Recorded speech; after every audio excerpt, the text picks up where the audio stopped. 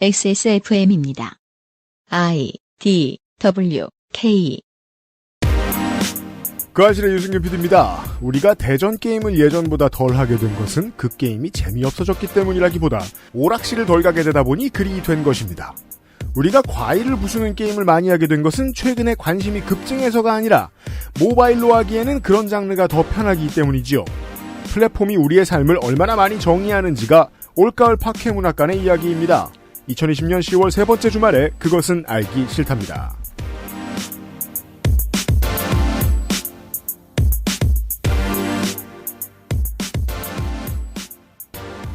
안녕하십니까 청취자 여러분, 윤세민입니다. 대전 게임 얘기를 하고 있습니다. 오늘은 제가 직접 했습니다. 오락실 얘기도 하고 있습니다, 우리가. 그렇습니다. 네. 이야기 같은 에뮬레이터 지금 그때 뭐라고 불렀나? 그 PC통신 프로그램. 그냥 이야기 새롬 데이터맨 이렇게 불렀었는데. 그런 플랫폼을 쓸 때는 어딘가로 찾아 들어가는 것을 숫자 엔터로 했습니다. 네. 가끔 검색어를 연결하기도 했지만 숫자 엔터가 더 편했습니다. 네. 월드와이드웹의 시대가 온 다음부터는 우리는 알파벳으로 된 주소를 외우기 시작했습니다. 그렇죠. 극히 일부의 한글이 있었지만은요. 플랫폼이 바뀌지 않았다면 우리는 바로 가기를 편하게 생각하지 않았을 것입니다. 플랫폼이 바뀌어서 변한 것들은 정말 그렇게나 많습니다. 게시판만 사용할 때는 이고가 부풀어 오르기가 쉽지 않았습니다. 그저 내 대화명 정도가 있고 사람들은 저런 글을 쓰는 애라고 생각했습니다. 네. 항상 반드시 그 사람의 글을 읽을 필요는 없었거든요. 트위터라는 플랫폼에 가자 사람들은 알아서 이고가 부풀어 오릅니다. 들어가자마자 프로필이 보이니 프로필을 화려하게 치장하고 무슨 형 하고 자기 닉에도 더 많은 고민을 하게 되고 사진을 첨부할 수 있게 되자 고양이를 키우는 것이 유행처럼 번지고 140자로 이야기를 해야 하자 사이다를 반드시 찾기 시작하고요. 인스타그램이라는 플랫폼을 내어주자 사람들은 잘 사는 척과 잘생긴 척을 하는 방식으로 진화했습니다. 페이스북이라는 플랫폼을 내어주자 사람들은 헛소리를 하는 쪽으로 진화하기 시작했습니다. 네. 길게 헛소리를 하거나 헛소리를 한 링크를 가져오거나 플랫폼은 우리를 변화시킵니다. 그렇게 변화하기 싫으면 그 플랫폼 안에서 다른 콘텐츠를 만드는 것보다는 그 플랫폼을 외면하는 쪽이 옳은 선택입니다. 그래서 다른 플랫폼이 주어지면 그리로 옮겨가면 되고요. 우리는 오늘 이 얘기를 할 것입니다. 문학인하고 얘기를 해봤더니 그게 언론 이야기입니다. 네. 네, 우리는 그렇게 살아봐서 알아요. 우린 정말 오락실을 좋아하지만 더 좋은 플랫폼이 우리 손에 잡혔거든요. 그렇죠. 이제 안 가도 돼요. 가끔 보면 반갑긴 하지만 그렇다고 해도 압도적으로 더 많은 시간은 우리는 휴대폰에 쏟고 있으니까요. 제가 00년대 초에 오락실을 자꾸 갔던 이유는 학교 술집들 사이에 아주 좋은 곳에 있었기 때문에 거기서 시간을 10분 쓸 수 있었기 때문입니다. 네. 거기가 제 삶의 주무대가 아니에요. 중학교 때처럼 천지를 먹다를 3시간 하려고 거기 가는 게 아니에요. 그렇게 바뀝니다. 플랫폼에 따라서요. 네. 그 얘기를 하죠. 그것은 알기 싫다는 이달의 PC로 만나는 컴스테이션. 독일산 맥주효모로 만든 데일리라이트 맥주효모 비오틴, 에어비타 더스트 제로, 액세스몰 프레그런스 스토어에서 도와주고 있습니다. XSFM입니다. 고객도 업체도 늘 오를 수는 없습니다. 그래도 저희는 함께 고민하겠습니다. 당신의 스트레스를 나누려 노력하겠다는 거죠. 02-2120-2337 주식회사 컴스테이션.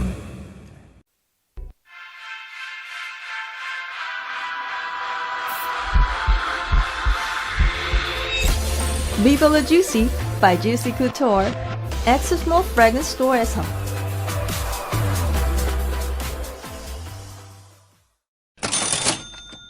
자, 향수 광고.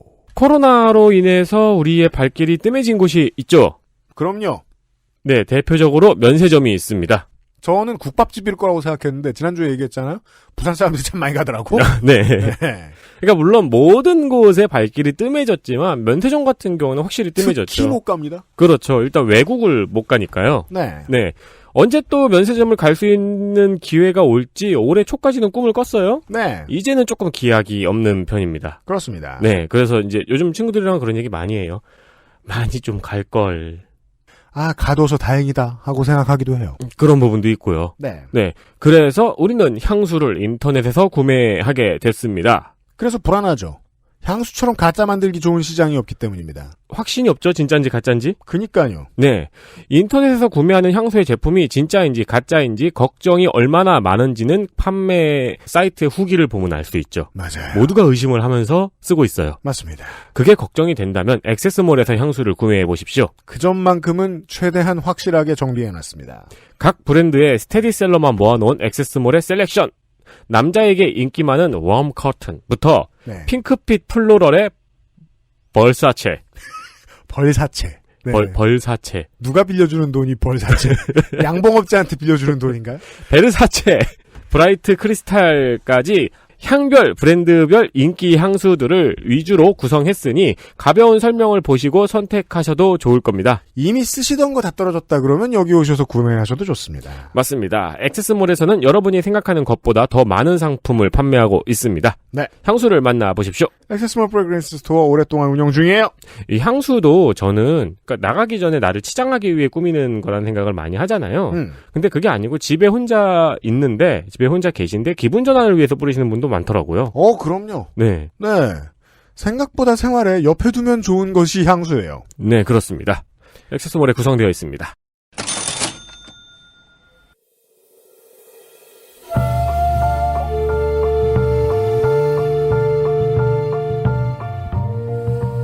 양서를 만나는 시간. 학회 문학관.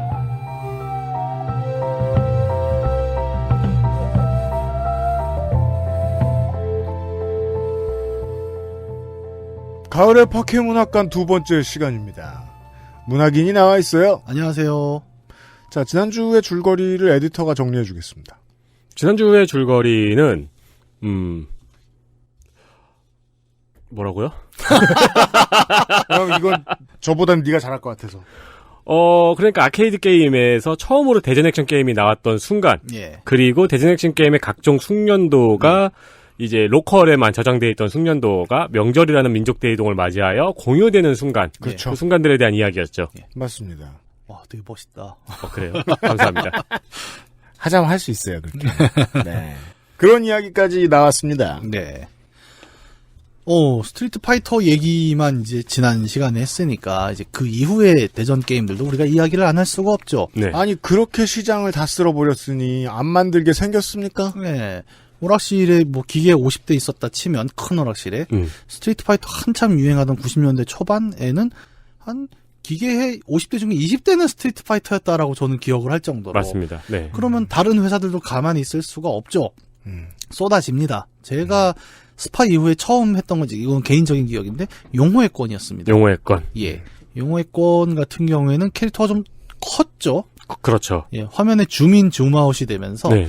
약간 큼직한 캐릭터들이 나왔고 그 로버트 가르시아와 료 사카자키. 요 사카자키 그 캐릭터들을 가지고 또 필살기라는 개념이 이제 여기서 초필살기가 처음 나오죠. 아우스 오브 포겐이 여기서 처음 나오죠. 용호의 건이 많은 것의 시초죠. 아우스 오브 네. 포겐, 그러니까 큰 장풍의 개념, 필살기의 개념, 네. 그리고 기의 개념. 기의 개념도 네. 있고 그 용호난무를 또 배우려고 그렇죠. 또 그렇게 난리들 남무류 필살기의 최처음. 예. 그거는 정말 당시에는 심지어 막을 수 있을 거라고 생각한 사람들이 얼마 없었습니다. 네. 그러니까 커맨드가 당시에도 약간 괴랄을 하긴 했어요. 앞으로 밀었다 뒤로 당기면서 버튼 두 개였는데 그러니까 상대가 그걸 계속 시도한 걸 보면서도 저걸 어떻게 막지?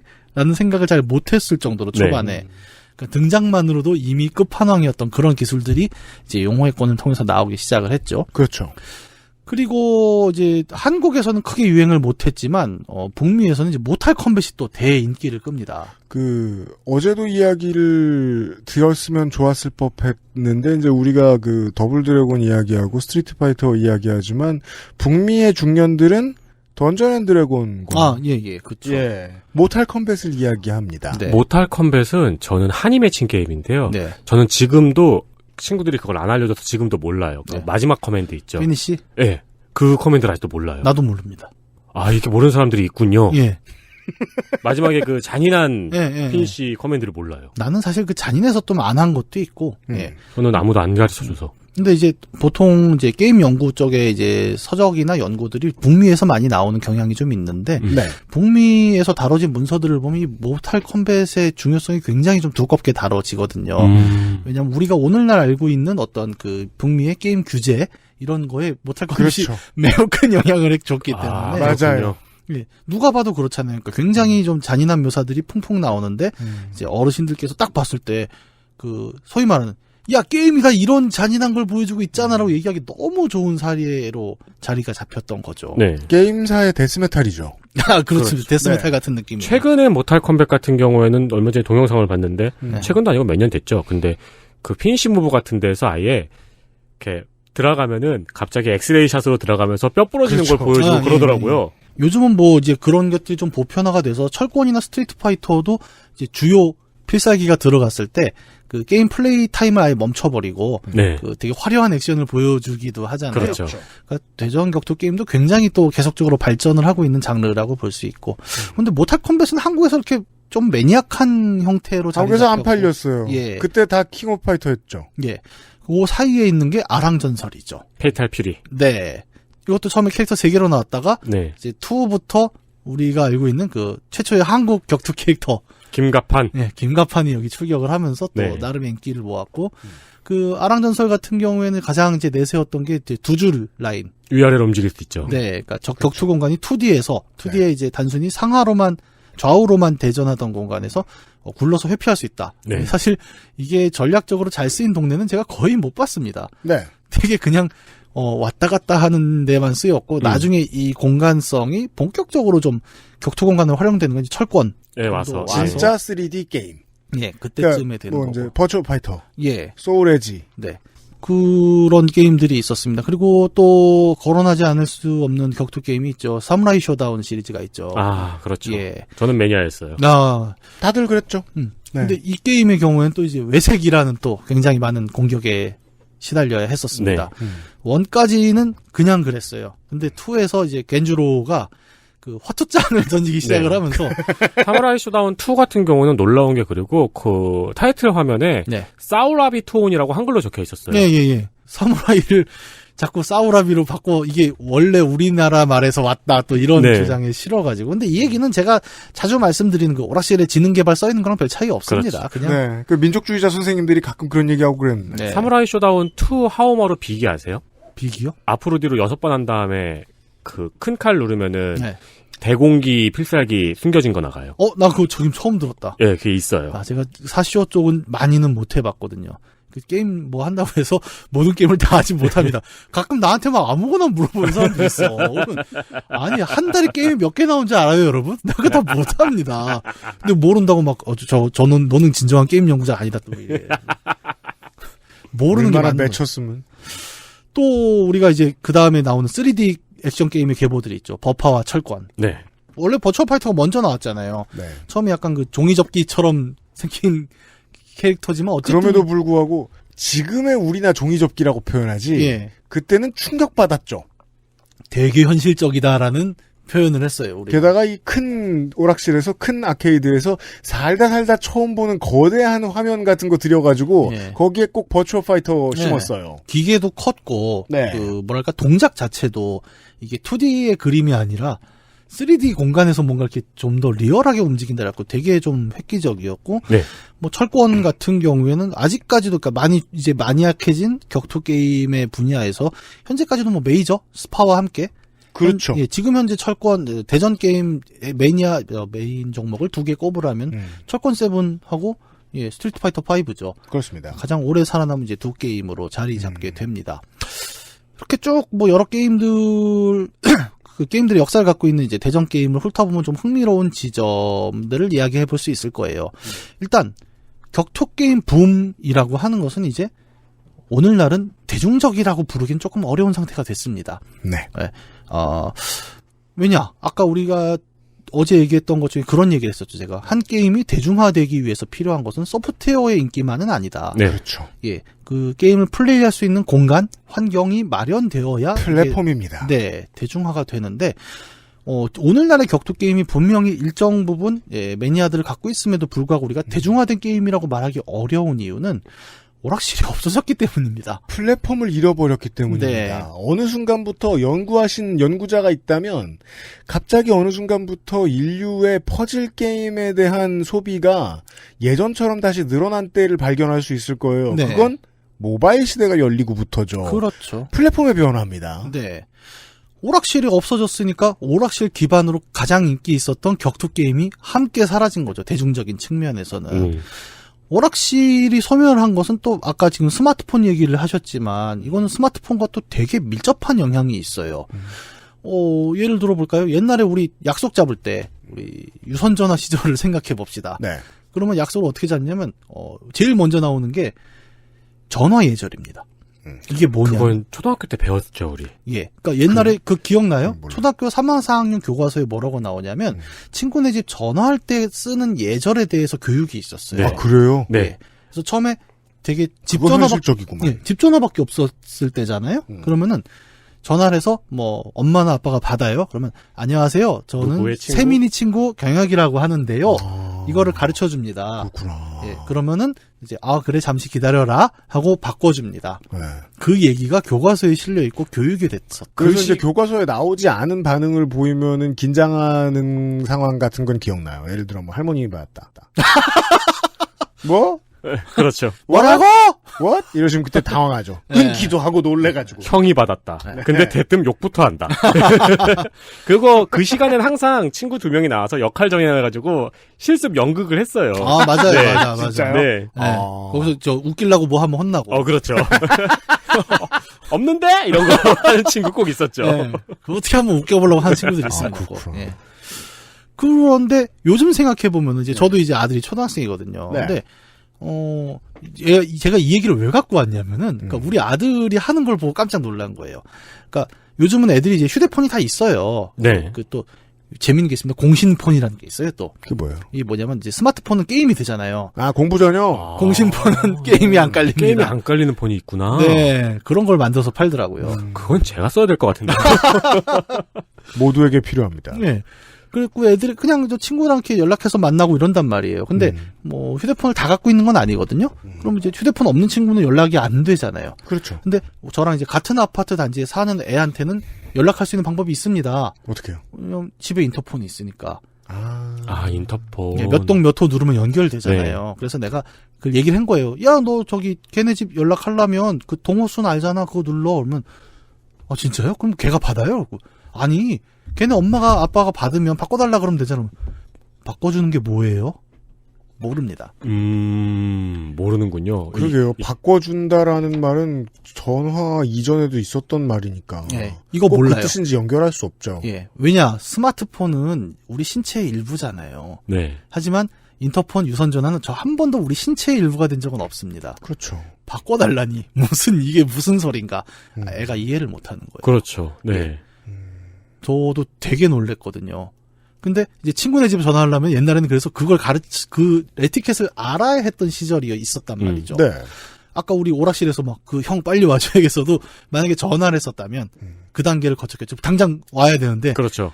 저 세민이 형네 집이죠? 저는 친구 누구라고 하는데. 근데 또 오락실 얘기는 하면 안 되니까. 오락실 하면 또 큰일 나죠. 네. 지금 형 비밀리에 오셔야 될 것 같은데. 형이 필요한 순간이 있습니다. 네. 그런 이제 유선전화의 시절에 네. 약속을 잡는다는 것은 대기할 공간을 요구했어요. 네. 예를 들어 토요일 날 그러면 2시에 어디서 만나라고 약속 장소를 잡았단 말입니다. 네. 근데 많은 사람들이 2시에 맞춰서 안 옵니다. 인간들이. 특히 이제 자주 늦는 인간들이 있어요. 제 친구 중에 머리 되게 긴 애가 있었거든요. 머리가 허리까지 오는 남자애가 있었는데 네. 맨날 늦어요. 그래서 한번 깝깝해하다가 나중에 이제 그 휴대폰이 생기면서 근데 그때도 머리가 길었으니까 저는 너 도대체 왜 안 와? 머리 감고 있었어. 그래갖고 머리 한 2시간 감는다. 막 그런 정도로 그 휴대폰이 있기 전에는 어떤 상황이었냐면 그게 안 오는 시간을 기다릴 수 있는 공간이 필요했던 거예요. 그랬죠. 지금은 사라진 문화가 있죠. 뭐요? 카페에서 예. 손님 중에 이경혁 씨 계시나요? 예, 많이 했어요. 그 카페에다 전화를 해요. 내가 진짜 친구가 없긴 없었구나, 한평생. 난 이런 얘기 들을 때마다 너무 가슴이 아프다. 아니, 꼭 왜 문학인 만나면 내가 이 말을 하게 되는 아니 지금 20년어치 정도의 문화를 얘기했는데 내가 아는 게 없잖아. 카페에 사람을 찾아? 왜? 그 당시에 투캅스였나? 커피나 찾지. 무슨 영화에서 약간 재밌는 장면으로 마약 거래를 하기로 했는데 네. 카페에서 전화해가지고 알아요. 마약 거래하러 오신 분이 있을 거다 그래가지고 손님 중에 마약 거래하러 오신 분 계신가요? 하는 장면이 있었어요. 네, 맞아요. 그게 나중에 삐삐 시대로 넘어오면 왜 카페에서 삐삐 친 다음에 네. 4585 계세요 뭐 이렇게 하는 거 있잖아요. 그래서 그렇죠. 카페에는 전화가 필수였던 건 알고 있어요. 예. 네. 그때는 또 시외 전화는 비쌌습니다. 그래서 맞아요. 카페 전화는 시내 전화만 됐어요. 그런 네. 구분이 있던 시절이 있지요. 예. 그 유선 전화의 시절에는 그래서 그 장소라는 게 약속 장소가 매우 중요한 역할이었습니다. 왜냐하면 시간과 장소 두 축을 동시에 맞춰야 만날 수 있었단 네. 말이에요. 그리고 맨 마지막에 늦는 놈을 뒷담 까면서 시간을 보내야 되지요. 예. 쟤는 지금 지하철을 뒤로 밀면서 오고 있다 이러면서. 예. 근데 만남이라는 게 꼭 나이 든 사람만 있습니까? 초등학생도 만나야 됩니다. 네. 그러면 초등학생들은 이제 어떻게 하느냐? 주로 이제 등하교 시간이 비슷하기 때문에 하교하면 일종의 아지트 같은 놀이터가 있죠. 그렇죠. 일단 퇴근하면 일로 모인다. 혹은 오락실. 네. 그 오락실이 놀이터를 대체하는 아주 중요한 공간이었던 거예요. 네. 딱히 연락해서 시간과 장소를 맞추지 않아도 모일 수 있는 어딘가.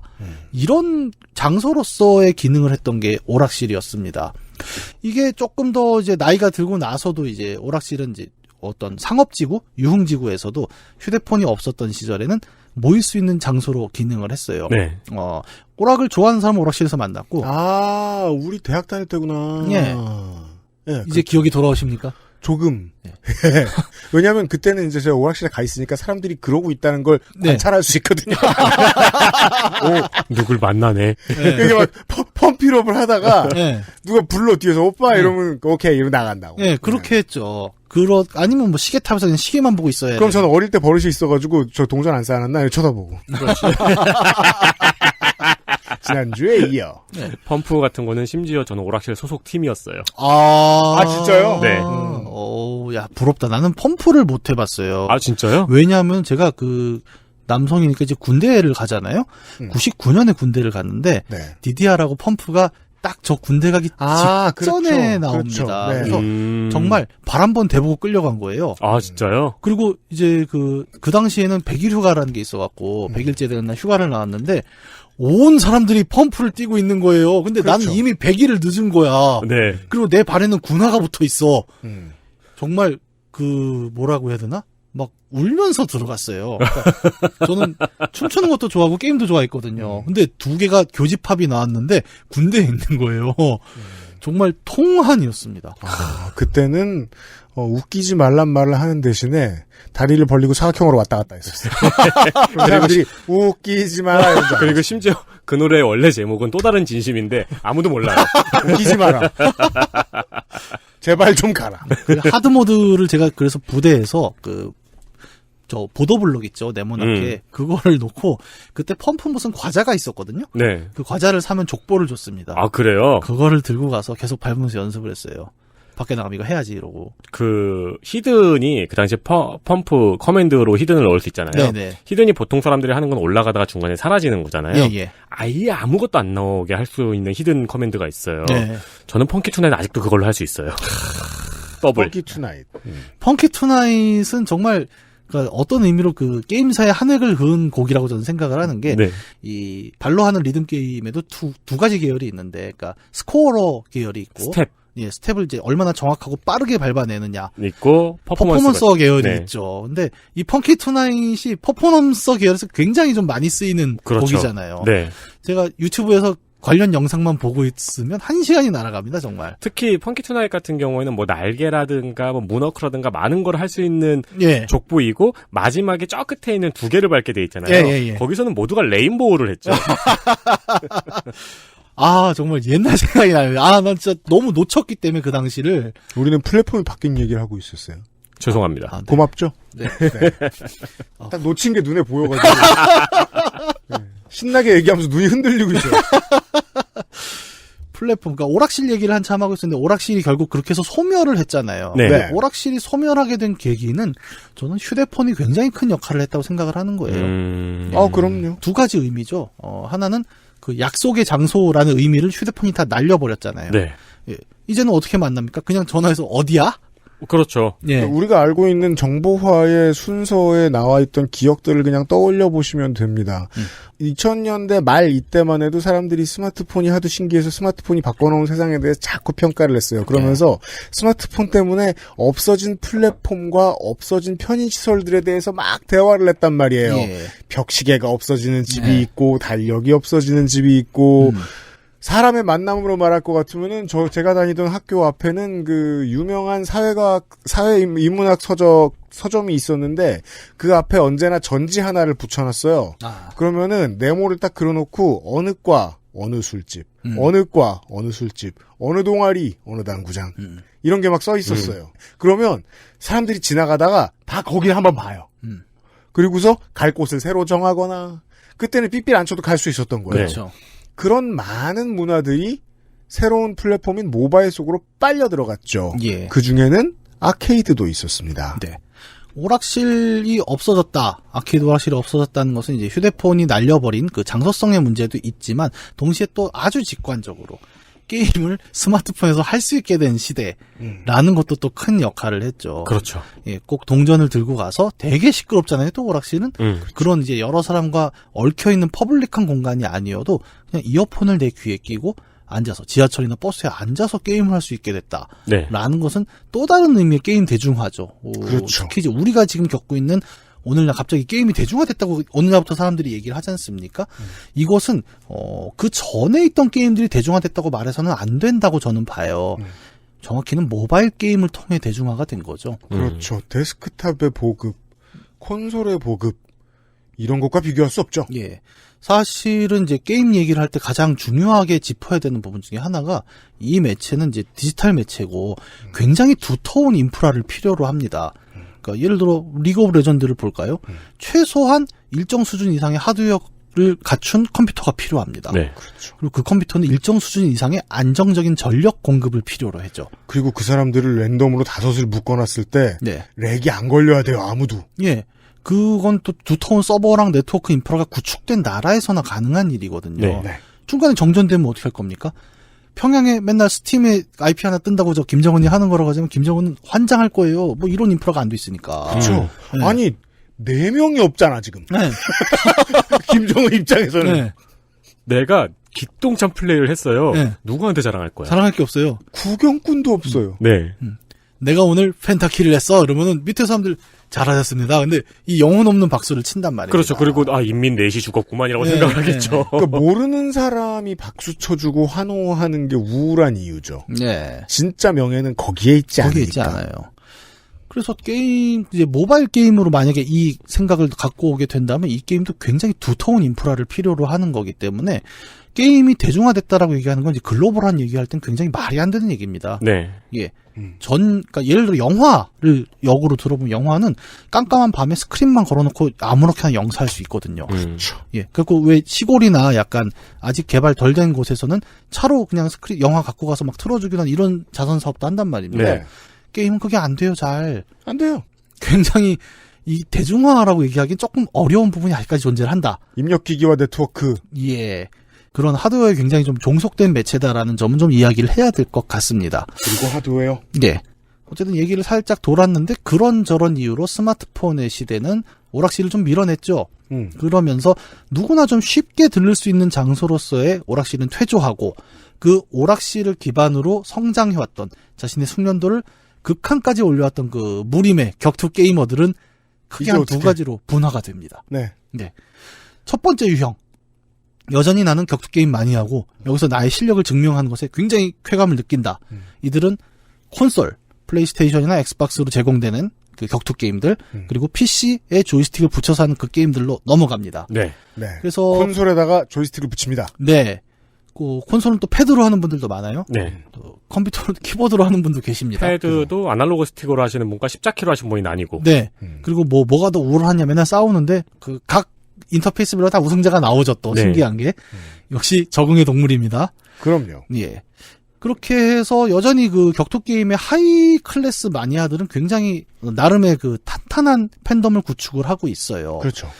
그런데 이제 똑같이 오락실에서 격투 게임을 즐겼지만 좀 가볍게 즐기던 사람들. 굳이 막 내가 55인승을 하겠어 이런 것보다도 그냥 시간 때우면서 한 판 가볍게 하고 했던 사람들은 공간이 없어지니까 손을 떼게 된 거죠. 네.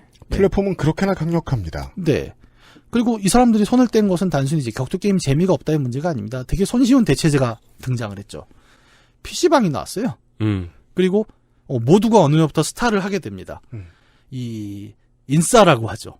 그러니까 스트리트 파이터가 유행할 때는 스트리트 파이터 재밌어. 좋아. 재밌어. 한 판 즐거웠어. 집에 갑니다. 네. 오락실이 사라졌어. 그러면은 이제 인싸가 아닌 마니아들은 철권과 스파를 따라서 콘솔과 PC로 넘어가죠. 네. 하지만 인싸들은 무슨 게임이건 상관이 없는 거예요. 네. 오늘 어디가? PC방 가?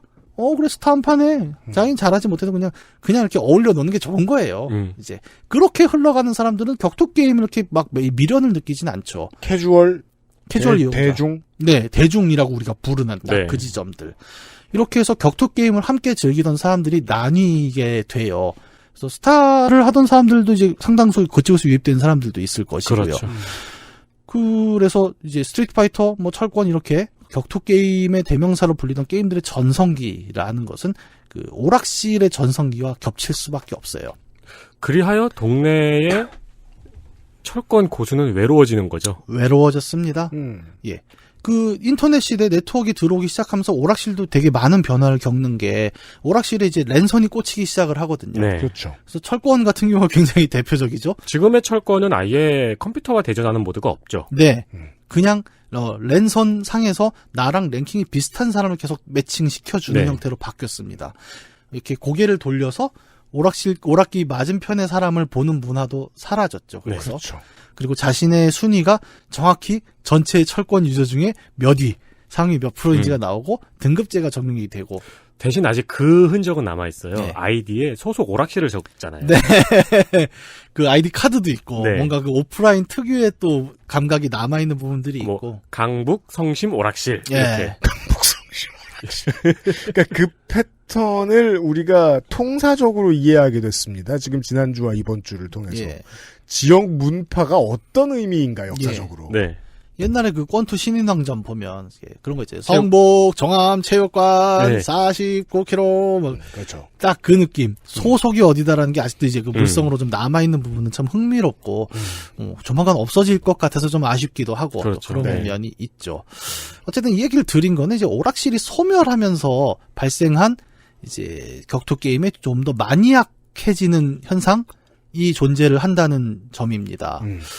오락실이 소멸하면서 이제 더 이상 대전 격투 게임은 대중적인 게임이다라고 말하기는 어려운 위치가 됐고 남아있는 유저들은 우리가 그런 표현 많이 하죠. 고인물이라는 표현을 고이기 하죠. 시작합니다. 예, 네. 제대로 고이기 시작을 합니다. 그래서 철권이 대표적이죠, 아주. 철권은 고인물이라는 말로는 다 형용할 수 없습니다. 네. 제가 최근에 철권을 하고 상처를 받아서 이런 얘기를 하는 건 아니에요. 이게 하면 안 돼요, 이제. 철권 개발진들의 가장 큰 고민이라고 하더라고요. 예. 어떻게 유입을 시킬 것인가. 네. 네. 이거는 못 고인물이다. 예. 고인물 다음이 원래 썩은 물이잖아요. 네. 그 다음이 석유. 그렇죠. 화석연료. 네, 불 붙이면 탑니다, 거기는, 정말. 와, 저도 들어갔을 때 진짜 너무 놀래갖고, 아무것도 못하고 이렇게 공중에 이렇게 떠있다 끝나요. 내가 들어오면 반갑다고 행가래를 쳐주고 난 죽습니다. 네. 와, 진짜 인정사정 없어요. 아니, 근데 상대 입장에서도 그런 게 얘가 초보인지 아닌지 어떻게 알겠습니까? 일단 띄우고 볼 일이거든요. 네. 띄운 다음에 초보였나 보네 하면서 때리죠. 떠갖고 콤보가 들어가는데 그걸 멈추는 것도 굉장히 어려운 일이에요. 이게 몸에 배는 어떤 패턴들이기 네. 때문에. 네. 사실 철권 그렇게 못하지는 않는데, 이제 약간 과장해서 말씀을 드리는 거죠. 네. 저는 그 경험을 옛날에 동네에서 킹오브 좀 했다고 했다가 네. 맘에 온라인 킹오파 들어갔다가 와. 거기가 이제 그 킹오파 98을 기준으로 엄청 지금 돌리고 있잖아요. 네, 3연속 퍼펙트 당하고 네. 어우. 그래서 이 고인물들이, 이 석유들이 고이는 데까지 유구한 세월 동안 무슨 일이 있었을까를 이젠 좀 상상할 수 있습니다. 옛날에 오프라인 시절, 추석과 설날이 아니면 교류도 안 되던 시절. 예. 그래서 지금은 모든 것이 망 안에 있는데, 예. 그 망 안에서 안 그래도 잘하던 이 자식들이 정보를 다 공유해요. 네. 이게 되게 재밌는 역설이에요. 생각해보면. 정보가 유통이 안 되던 시절에는 어딘가 그 사람이 직접 가든 뭐 명절에 어디 놀러 가든 뭔가 다른 방식으로 계속 정보가 공유가 이루어지고 있었지만 그것이 비급이란 형태로 남을 수가 있었죠. 네. 그리고 그게 대중적이었습니다.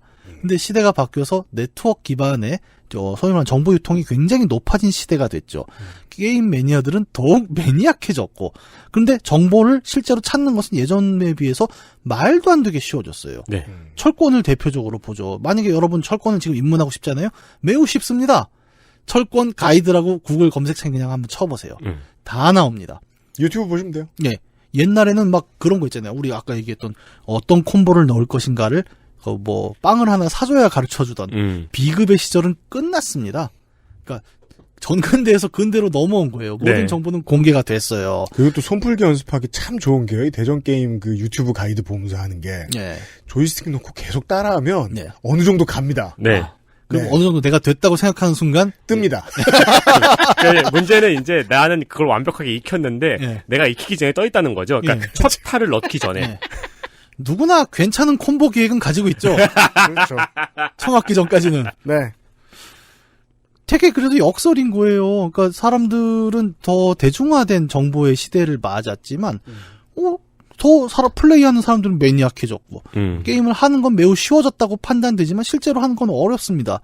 되게 괴상한 느낌으로 대전 격투 게임이 나타났죠. 그러네요. 망이 열리니까 오히려 사람들이 입문을 못하게 돼버렸네요. 예. 원인 하나를 아까 파악했습니다. 플랫폼의 변화. 네, 플랫폼이 바뀌었죠. 그래서 아까 우리가 지난 시간에 계속 얘기했던 무공 비급처럼 어떤 다뤘던 이런 개념들은 싹 바뀌었어요. 철권의 예를 들었지만 철권 같은 경우 그 고인물의 문제를 자기들도 알기 때문에 수많은 철권 프로게이머들이 또 입문 영상을 계속 만듭니다. 자, 여러분 이렇게 하시면 돼요. 가드란 무엇인가? 막는 것입니다. 뭐 이거부터 설명을 한단 말입니다. 최근에 그 무슨 케이블 TV에서 연예인들이었나요? 뭐 이런 사람들 데리고 그 당구 리얼리티 프로그램을 만들었더라고요. 예. 실제로 그런 스포츠 종목들이 많다는 거예요. 예. 초심자를 끌어들이기가 좀 어려워진. 네. 당구도 생각해보면 플랫폼에 시장 뺏긴 대표적인 종목이에요. 아, 그럼요. 예. 네. 그렇게 많은 사람들이 약간 그 고수들이 도장 차려서 왜 연문이 막 자기 도장 열어서 사람들 체조 가르치듯이 그렇죠. 그렇게 계속 온라인에서 활동을 하고 있어요. 그래서 정보 검색은 굉장히 쉽습니다. 뭐 여러 가지 국콤이라고 하죠. 각 캐릭터들이 기본적으로 쓰고 있는 이제 국민 콤보라는 네. 게 있는데 그렇죠. 그런 것들이 아주 기본적인 뭐 슬로우 영상까지 잡아서 그냥 상세하게 예전에는 그 잡지 시절에는 그거를 이렇게 화살표 키를 인쇄를 해서 그렇죠. 어느 타이밍에 넣어라. 이 타이밍이 설명하기가 어려운데 그렇죠. 뭐 대충 요쯤입니다. 뭐 이런 느낌으로 누르십시오라고 했던 게 그러니까 말 그대로 콤보를 글로 배운 시대가 있었죠. 네, 정말 글로 배워서 그걸 했단 말이에요. 근데 매체란 얼마나 저 대단한 능력을 가지고 있습니까? 그래서 그때 할 때는 잡지에서 본 그 콤보 모양을 떠올리면서 갔어요. 맞아요. 예. 그런 다음에 가서 하면 안 되죠. 왜냐면 잘안 타이밍이 미묘하거든요. 예. 그렇죠. 그걸 계속 연습하는 거죠. 예. 뜨죠. 뭐 그때나 지금이나. 그렇게 정보를 검색하기 쉬워진 시대가 왔는데 철권을 위시한 그 격투 게임의 대중성은 과거보다 떨어졌다. 이 얘기는 정보 전파가 용이하다는 이유만으로 대중성이 달성되는 게 아니라는 것을 보여주는 매우 중요한 증거예요. 그럼요. 예. 그 뭐 학교 가면 다 공부 잘합니까?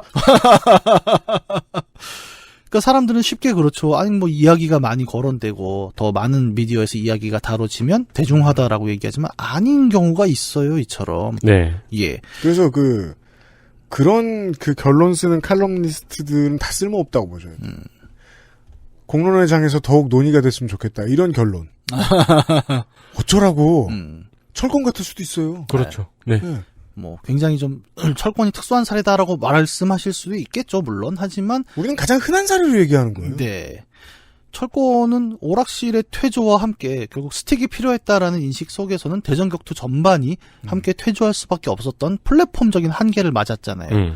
그리고 그 서브컬처에서 그나마 이제 대중적이었던 게임은 PC방에서 키보드 마우스를 동반해서 플레이해야 하는 스타크래프트로 넘어가게 됐죠. 감각의 문제도 또 중요합니다. 네. 키보드가 우위에 서 있습니다. 스틱에 비해서. 예. 훨씬 대중적이죠. 네. 어렸을 때는 조이스틱은 못 만지게 해도 키보드는 만지게 했던 게 한국 컴퓨터 교육의 현실이잖아요. 그렇죠. 예. 그래서 저도 키마파예요, 사실. 예, 오락실은 약간 못 가게 했죠. 제가 엊그저께 좀 자랑 하나 할까요, 제가? 뭔데요? 제가 어제 이게 되게 재밌는 얘기인데, 지난주에 손이상 이상평론에서 네. 외신 평론 얘기가 나왔지 않습니까? 네. 자랑이가 할 때가 됐죠. 그 녹음을 하는 순간에 제가 되게 우연찮게도 그 독일의 데어슈피겔하고 인터뷰를 하고 있었어요. 네. 근데 이 양반이 와서 이제 궁금한 게 한국의 e스포츠 막 이런 걸 이제 궁금해하면서 되게 어려워요. 독일어로 얘기하는 걸 또 영어로 바꿔서 막 얘기하고 말니까 혼선도 좀 있고 한데 독일에 사는 여러분은 찾아보실 수 있겠네요. 아 그러게요. 독일에 계신 여러분 혹시 저 나오면 좀 제가 못 본다고 알겠습니까만은. 예. 그런데 이제 이 사람한테 제가 그 얘기를 해준 거예요. 한국에서 e스포츠 배경 얘기를 하면서 한국에서는 오락실에 간 애들을 잡으러 선생님과 학부모가 쫓아다녔다 그러니까 독일어로 놀래요. 독일어 내 흉내를 못 내겠네. 독일어로 놀래. 네, 하여튼 괄호치고 독일어로 놀랬다. 네. 그리고 이해를 못 하는 겁니다. 그러니까 약간 문화 차이가 있는 거죠. 그러면서 그 사람이 되게 신기한 거. 아니 그렇게 게임을 못하게 하는 나라인데 그렇게 e스포츠가 종주국급으로 된 것도 흥미롭네요. 그래갖고 내가 원래 못하게 하면 더 하고 싶고 재밌고 이런 거 아니겠냐. 이제 그런 얘기 한참 했었는데 오락실은 금지된 공간, PC방은 상대적으로 좀 허용된 공간. 물론 이제 지금도 PC방에 가면 이제 엄마 아빠한테 끌려가는 애들이 그러니까 약간 많습니다만. 세대 차이가 있는 게, 네. 저 같은 경우는 제가 중학교 때쯤 PC방이 이제 활성화가 되었고, 그때 네. 초등학생들도 PC방을 왔단 말이에요. 예. 그때 PC방에서 끌려가는 애들도 있었어요. 그럼요. 네. 있어요. 네. 제일 불쌍한 애들이 라면 물 버는데 끌려가는 애들이 있었어요. 대박. 그래서 이게 그 차이는 얘기를 해야 돼요. 그거는 아주 통사적으로 점점 더 부모들이 민주적이 되었다는 변화를 집어넣어야 설명할 수 있어요. 네. 그 요즘의 부모나 옛날의 부모나 애들이 PC방을 가든 오락실을 가든 싫긴 마찬가지인데 네. 그때는 다리봉댕이를 뿜질러 놨고 그럼요. 지금은 그 정도는 아니에요. 네. 학교에서는 이제 못 잡는다고 제가 들었거든요. 영업방이잖아요, 사실은. 그럴 수 있죠. 네. 네. 요즘의 어떤 자영업자면 지금같이 코로나 때 지금 장사도 안 되는 상황인데 학교 선생이 와서 그러고 가면 학교 선생으로 보입니까? 그냥 말단 공무원으로 보이겠지? 네. 너희 자식 어디 와서 영업방이냐. 이렇게 나올 수 있다고 저는 생각을 네. 해요. 근데 어쨌든 우리는 이제 그런 시절을 겪었었다는 거고, 그리고 이제는 오락실이라는 격투 게임이라는 대중화를 만들어냈던 플랫폼이 퇴조를 하고 그 빈자리를 키보드 마우스라는 새 인터페이스를 가진 또 다른 매체가 중심을 잡으면서 게임이 바뀌었죠. 대중적인 게임이라는 게. 아주 간단하게 얘기하면 스트리트 파이터에서 스타크래프트로의 그 대중화 게임의 변화는 제가 지난 시간에도 말씀드렸던 것처럼 소프트웨어의 변화가 아닙니다. 플랫폼의 변화. 플랫폼의 변화, 그리고 그 플랫폼을 둘러싸고 벌어지는 정보 전파성의 변화라고 봐야 하는 거죠. 네.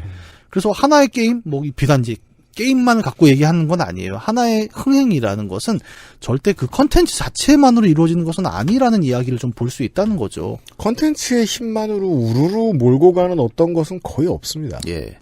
거의 없습니다. 그래서 그런 얘기도 많잖아요. 스티브 잡스가 만든 가장 훌륭한 발명품은 아이폰이 아니고 네. 앱스토어다.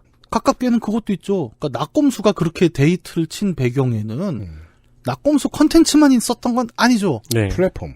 그 플랫폼 우리 한국 사람들 그걸로 처음 봤지 않습니까? 그렇죠. 사실. 그렇죠. 그러니까 그 두 개가 항상 연동되고 있다는 사실을 좀 우리가 유념을 해야 되는 거예요. 연동 정도가 적당한 타협이겠습니다. 네. 둘 중에 한쪽에 우세가 있다는 게 아니고. 예, 그렇죠. 네. 어제도 얘기했잖아요. 다리가 잘 맞는다. 그런 순간들이 있죠. 기가 막히게. 그래서 이제 스타크래프트도 이제 대표적인 어떤 흥행 게임으로 이야기를 한다면 그렇습니다. 그러니까 두터운 플랫폼 구축, 우리가 지난 시간에 얘기했던 인프라와 하드웨어, 그 다음에 이런 것들이 구축이 되고 거기에 어떤 새로운 정보 전파성의 시너지를 내면서 대전성기를 이룹니다. 이것도 그래요. 그러니까 정보 전파성도 굉장히 중요한 부분인데 스타크래프트는 1998년에 나왔잖아요. 그렇죠. 그리고 2000년대까지 이제 붐을 이루는데 이 붐은 또 어떻게 이루어졌느냐? PC방에서 그냥 게임만 해서 이루어진 것은 결코 아니었습니다. 각 PC 통신에 스타크래프트 커뮤니티들이 있었죠, 이제는. 그렇죠. 네. 생각해보면 그래요. 그러니까, 이건 제 경험담일 수도 있겠는데, 한 지역의 PC방에서 스타크래프트 짱을 먹으려면, 가장 빨리 하이텔과 나온 우리의 최신 전략 게시판에서 새로 나온 전략을 몸에 익혀야 됩니다. 네. 옛날에는, 비급으로, 마우스 투 마우스로 네. 잡지를 먼저 사서 이런 식으로 구해야 했던 내용들은 PC 통신의 시대에 들어오면 누가 게시판에 빨리 가서 가장 적합한 전략을 가져다가 연습을 해서 PC방에서 싸우느냐로 바뀌었죠. 그렇죠. 바뀐 플랫폼에 빨리 적응한 사람. 네. 커뮤니티라는 존재가 이제 PC 통신 그리고 인터넷으로 이어지면서 하나의 흥행, 대중성을 만들어내는 또 되게 중요한 요소 자리를 하게 되는 거죠. 이것도 약간 변화가 있네요. 생각해보니까 스타크래프트도 리플레이가 지금은 저장이 되잖아요. 네. 저장되기 이전의 시절에는 네. 저글링이 어떻게 이렇게 빨리 왔는지 몰랐어요. 아, 그럼요. 예. 그거는 리플레이가 아예 그 저장이 안 됐던 시절 그리고 제일 최악은 버전이 올라가면 리플레이가 그 적용이 안 되는 또 시절이 있어요. 네. 예, 1.04에서 적용되던 리플레이 1.0에서 못 읽고 막 이런 때도 있었단 말이죠. 그때 더더욱이 연습실 혹은 연습실 전용으로 쓰이는 친구들이나 팀이 같이 모일 수 있는 PC방이 위력을 발휘했죠. 아, 예. 같은 플레이를 해보라 그러고 뒤에서 보니까. 예.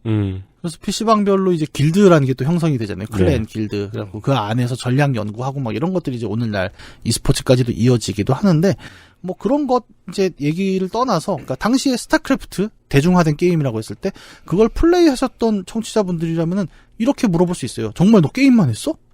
아니에요. 잘 보면. 게임만 했다는 표현은 생각보다 많지 않습니다. 게임을 네. 하면서 친구들과 이야기도 했고, 끝나고 술을 먹으러 가기도 했고, 연구도 근데 했고. 잘 보면 스타를 한 판 하고 어디 가서 술을 먹잖아요. 스타 얘기를 하고 있어요. 가보면. 네.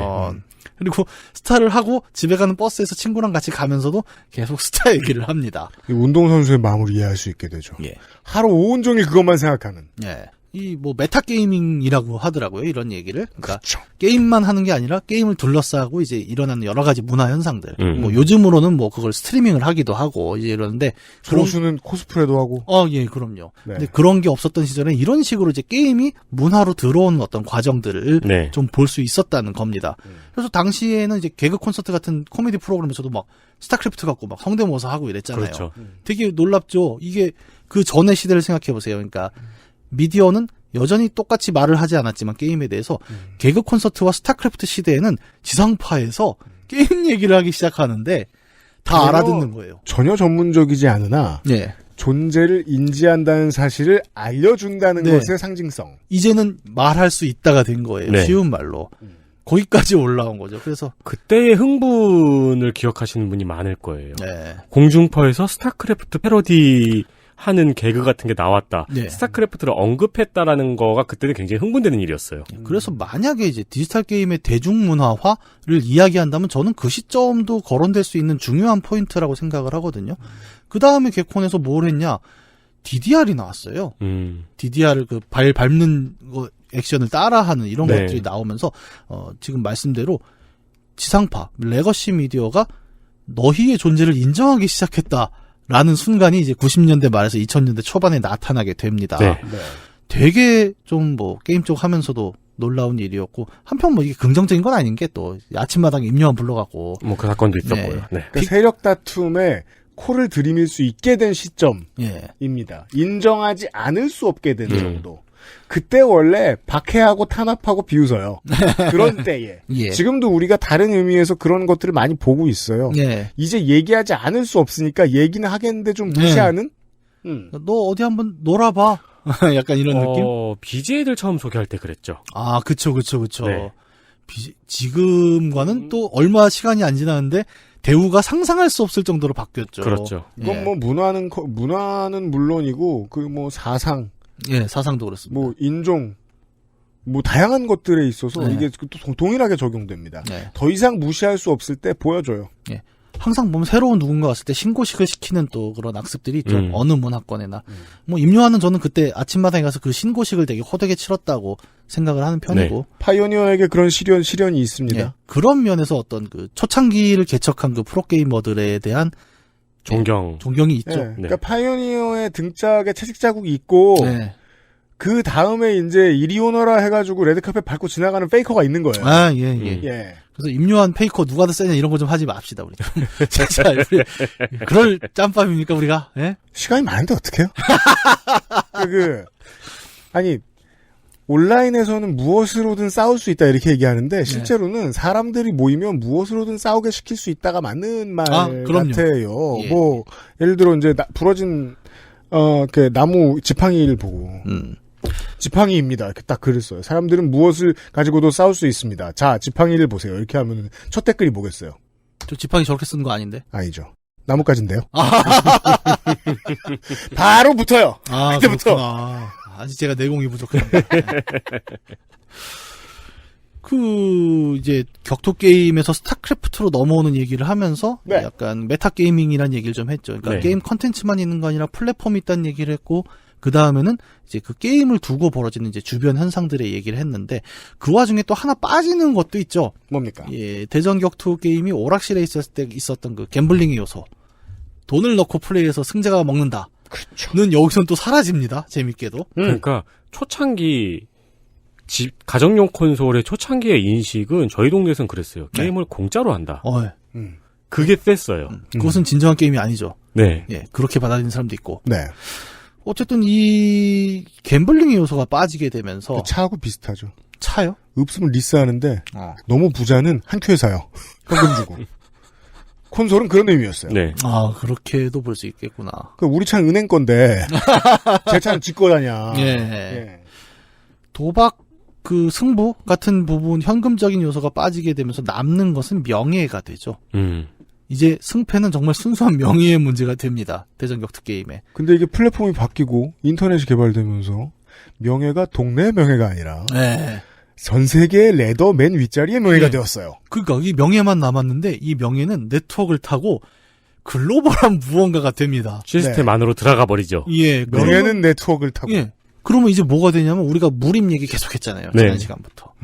천하제일 무술대회가 되는 거예요. 그렇죠. 그렇죠. 옛날엔 제가 오락실에서 돈을 넣는다고 뭐 고수님이 오셨습니다 막 이런 거 안 해줬거든요. 예. 그러니까 무슨 10년에 한 번, 4년에 한 번 하는 것도 아니에요. 네. 매일 밤 레더가 바뀌어요. 예. 그 철권의 경우 지금 제일 꼭대기가 뭐죠? 무슨 테켄 가신데 내 이름을 까먹었네. 뭐 그런 게 있다고 하더라고요. 예, 그 네. 최고 등급. 항상 상시로 이뤄지는 그 랭킹의 대전이라는 게 그냥 이벤트가 아닌 거예요. 일상으로 그냥 들어와 버린 거죠. 네. 그러면서 우리는 매일매일 그 경쟁 속에 살지만 한편으로 그것이 이제 이벤트화 됐을 때 이른바 천하제일 무술대회. 뭐 에버 같은 이제 대전 격투 게임의 토너먼트에 누가 우승을 했다는 화산 논검의 자리에 오르게 되는 거예요. 네. 그래서 와, 우리 얘기했던 곽정과 양가 중에 누가 더 세냐. 이제는 그것을 현실에서 볼 수 있는 시대로 그 대전 격투 게임이 마지막으로 들고 있었던 명예대전의 역사가 발전하게 되는 거죠. 네트워크라는 자리에 실리면서. 테켄 갓 위에는 테켄 갓 프라임이 있네요. 아, 프라임이지, 맞아. 예. 프리미엄도 그래서 그걸 있겠네. 텍프라고 부르더라고요. 맞아요, 맞아요, 예. 맞아요.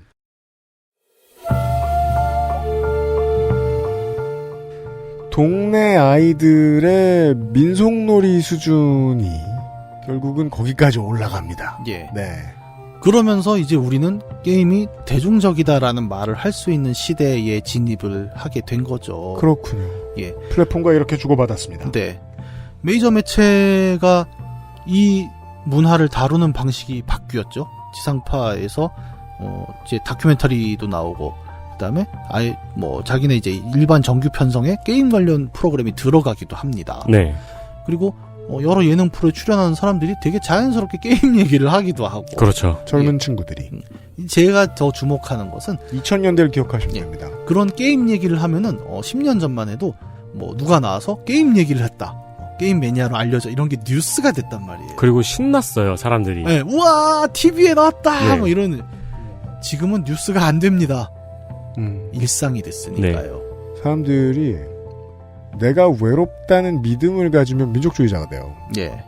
여기서 민족주의자란 꼭 진짜 그 민족을 말하는 게 아닙니다. 네. 내가 하는 걸 저 사람도 해. 라고 할 때 특히 반가워집니다. 자, 이것은 소수자성이든 네. 취미든 사상이든 마찬가지입니다. 그래서 막 감싸주고 좋아하고 막 푸시 줍니다. 네. 그게 게임이었어요. 세상에 게임이라니. 책 읽기나 영화라고 하지. 그 광범위한 어떤 것이. 네. 이제는 바뀌었지만 그쵸. 그때는 그러했다 정도까지 왔습니다. 자, 광고를 듣고 와서 나머지 얘기를 해보죠. XSFM입니다.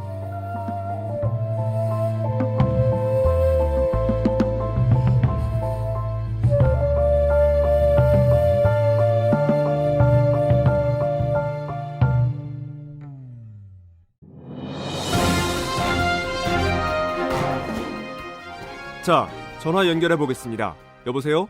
데일리라이트 맥주 효모 드셔보셨다고요? 네, 비슷한 다른 회사 제품도 먹어봤는데요. 분말이라 역하고 먹기가 많이 불편했거든요. 근데 데일리라이트 맥주 효모는 알약이라 먹기도 편하고요.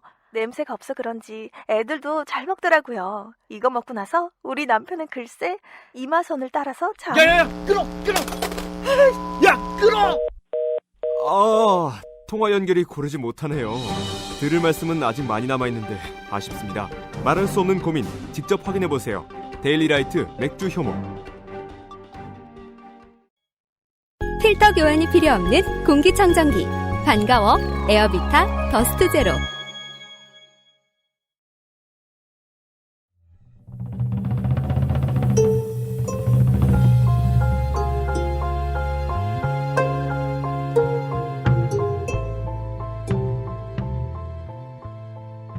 제가 인터넷 얘기를 자꾸 했지만 인터넷과 비슷한 역할을 인터넷보다 조금 더 좁은 범위로 하지만 비스무리한 속도와 전파력으로 했던 PC통신에 대한 얘기 정도 하고 있었던 중입니다.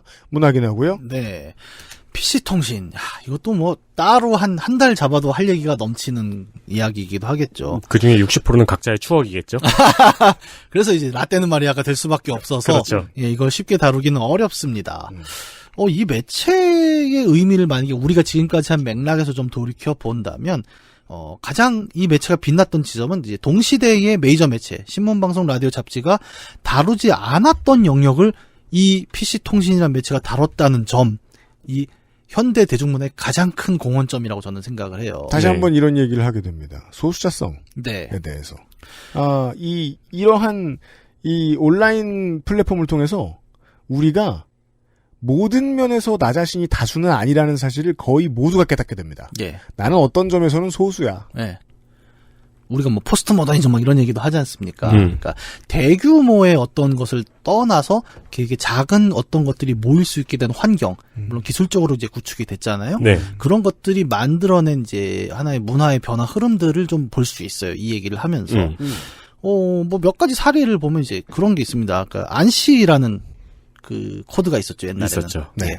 PC 통신하면 기본적으로 텍스트 베이스인데. 안시 잘 쓰는 사람 보면 되게 부러웠던 기억이. 예, 막 거기다가 막 그래픽을 막 입히잖아요. 그렇죠. 핑크색 글씨를 막. 네, 마법이에요, 마법. 무슨 이렇게 선이 나와가지고 네. 그 동호회라 그랬었나요? 뭐라 그랬었죠? 그 모임을? 동호회 로고 같은 거 막 그리고. 네. 꽉 찬 하트, 빈 하트, 꽉 찬 하트, 빈 하트. 네. 굉장히 매니악했지만 이제 그것들도 PC 통신이라는 이제 집결을 통해서 막 연구가 되기 시작했다라고 볼 수가 있을 것이고. 안시동호회 컸죠. 예. 그다음에 클래식 음악 동호회도 이제 동네 음악 감상실을 넘어서 이제 최근에 어디에서 무슨 음반이 새로 나왔더라 이런 정보들이 전국적으로 공유가 되기 시작을 합니다. 네. 그렇죠? 뭐 많이들 얘기한 이제 한국 인디 음악의 출처로도 PC 통신들을 많이 꼽죠. 네. 홍대 신촌과 PC통신이 네. 고향이에요. 그쵸. 네. 힙합도 그렇습니다. 한국 그쵸. 힙합도 이태원과 홍대 신촌과 PC통신이 고향이에요. 예. 블랙스와 SMP 그리고 천리안이 뭐였죠? 너무 어려운 말이에요. 시사 프로엔 적당하지 않아요. 네. 들으니 불쾌하네요. 그리고 뭐 춤도 그렇고 그죠? 네. 나온 노래 키키덥? 키키럽. 그건 내 기억난다. 나 거기 회원이었거든. 지금의 제 육체로는 상상할 수 없는 그러던 시절도 있었어요. 그래서 그렇게 펌피롯을 못한 것에 아쉬워했군요. 네. 아쉬움이 아직도 있어요. 네.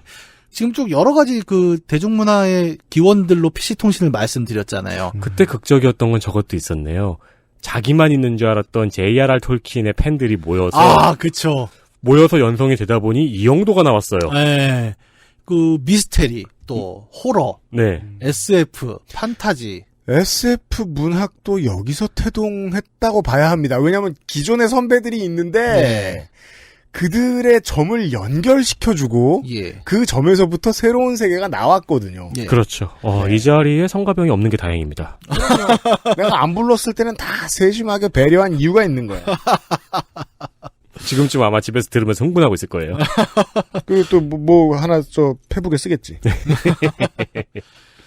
그런 여러 가지 대중문화, 그러니까 한국에서 그 처음에는 소수자로 시작했던 서브컬처라고 표현을 해볼게요. 그런 것들이 이제 집단화되고 나름의 추동력을 얻을 수 있었던 계기로 PC통신은 굉장히 큰 역할을 차지를 했고. 네. 우리 학교 친구 1명, 옆 학교 친구 2명에서 서너 명이었던 것을 예. 수만 명, 수십만 명으로 늘려줍니다. 예. 나의 소수자 같은 이 취미와 믿음과 취향을. 예. 그리고 그런 서브컬처 중에 원 오브 댐으로 자리했던 게 게임, 그리고 스타크래프트라는 것이었죠.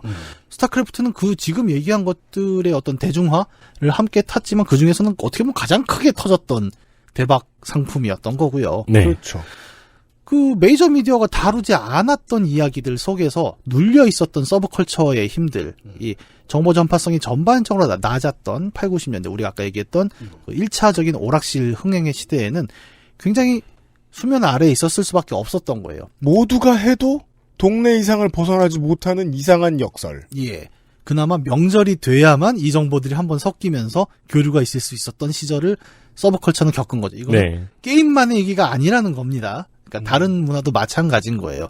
명절에 놀러 가는데 사촌 형이 랩을 하고 있어요. 그럼 뭐라고? 형 뭐 하는 거야? 한번 물어라도 본단 말입니다. 그렇죠. 그렇죠.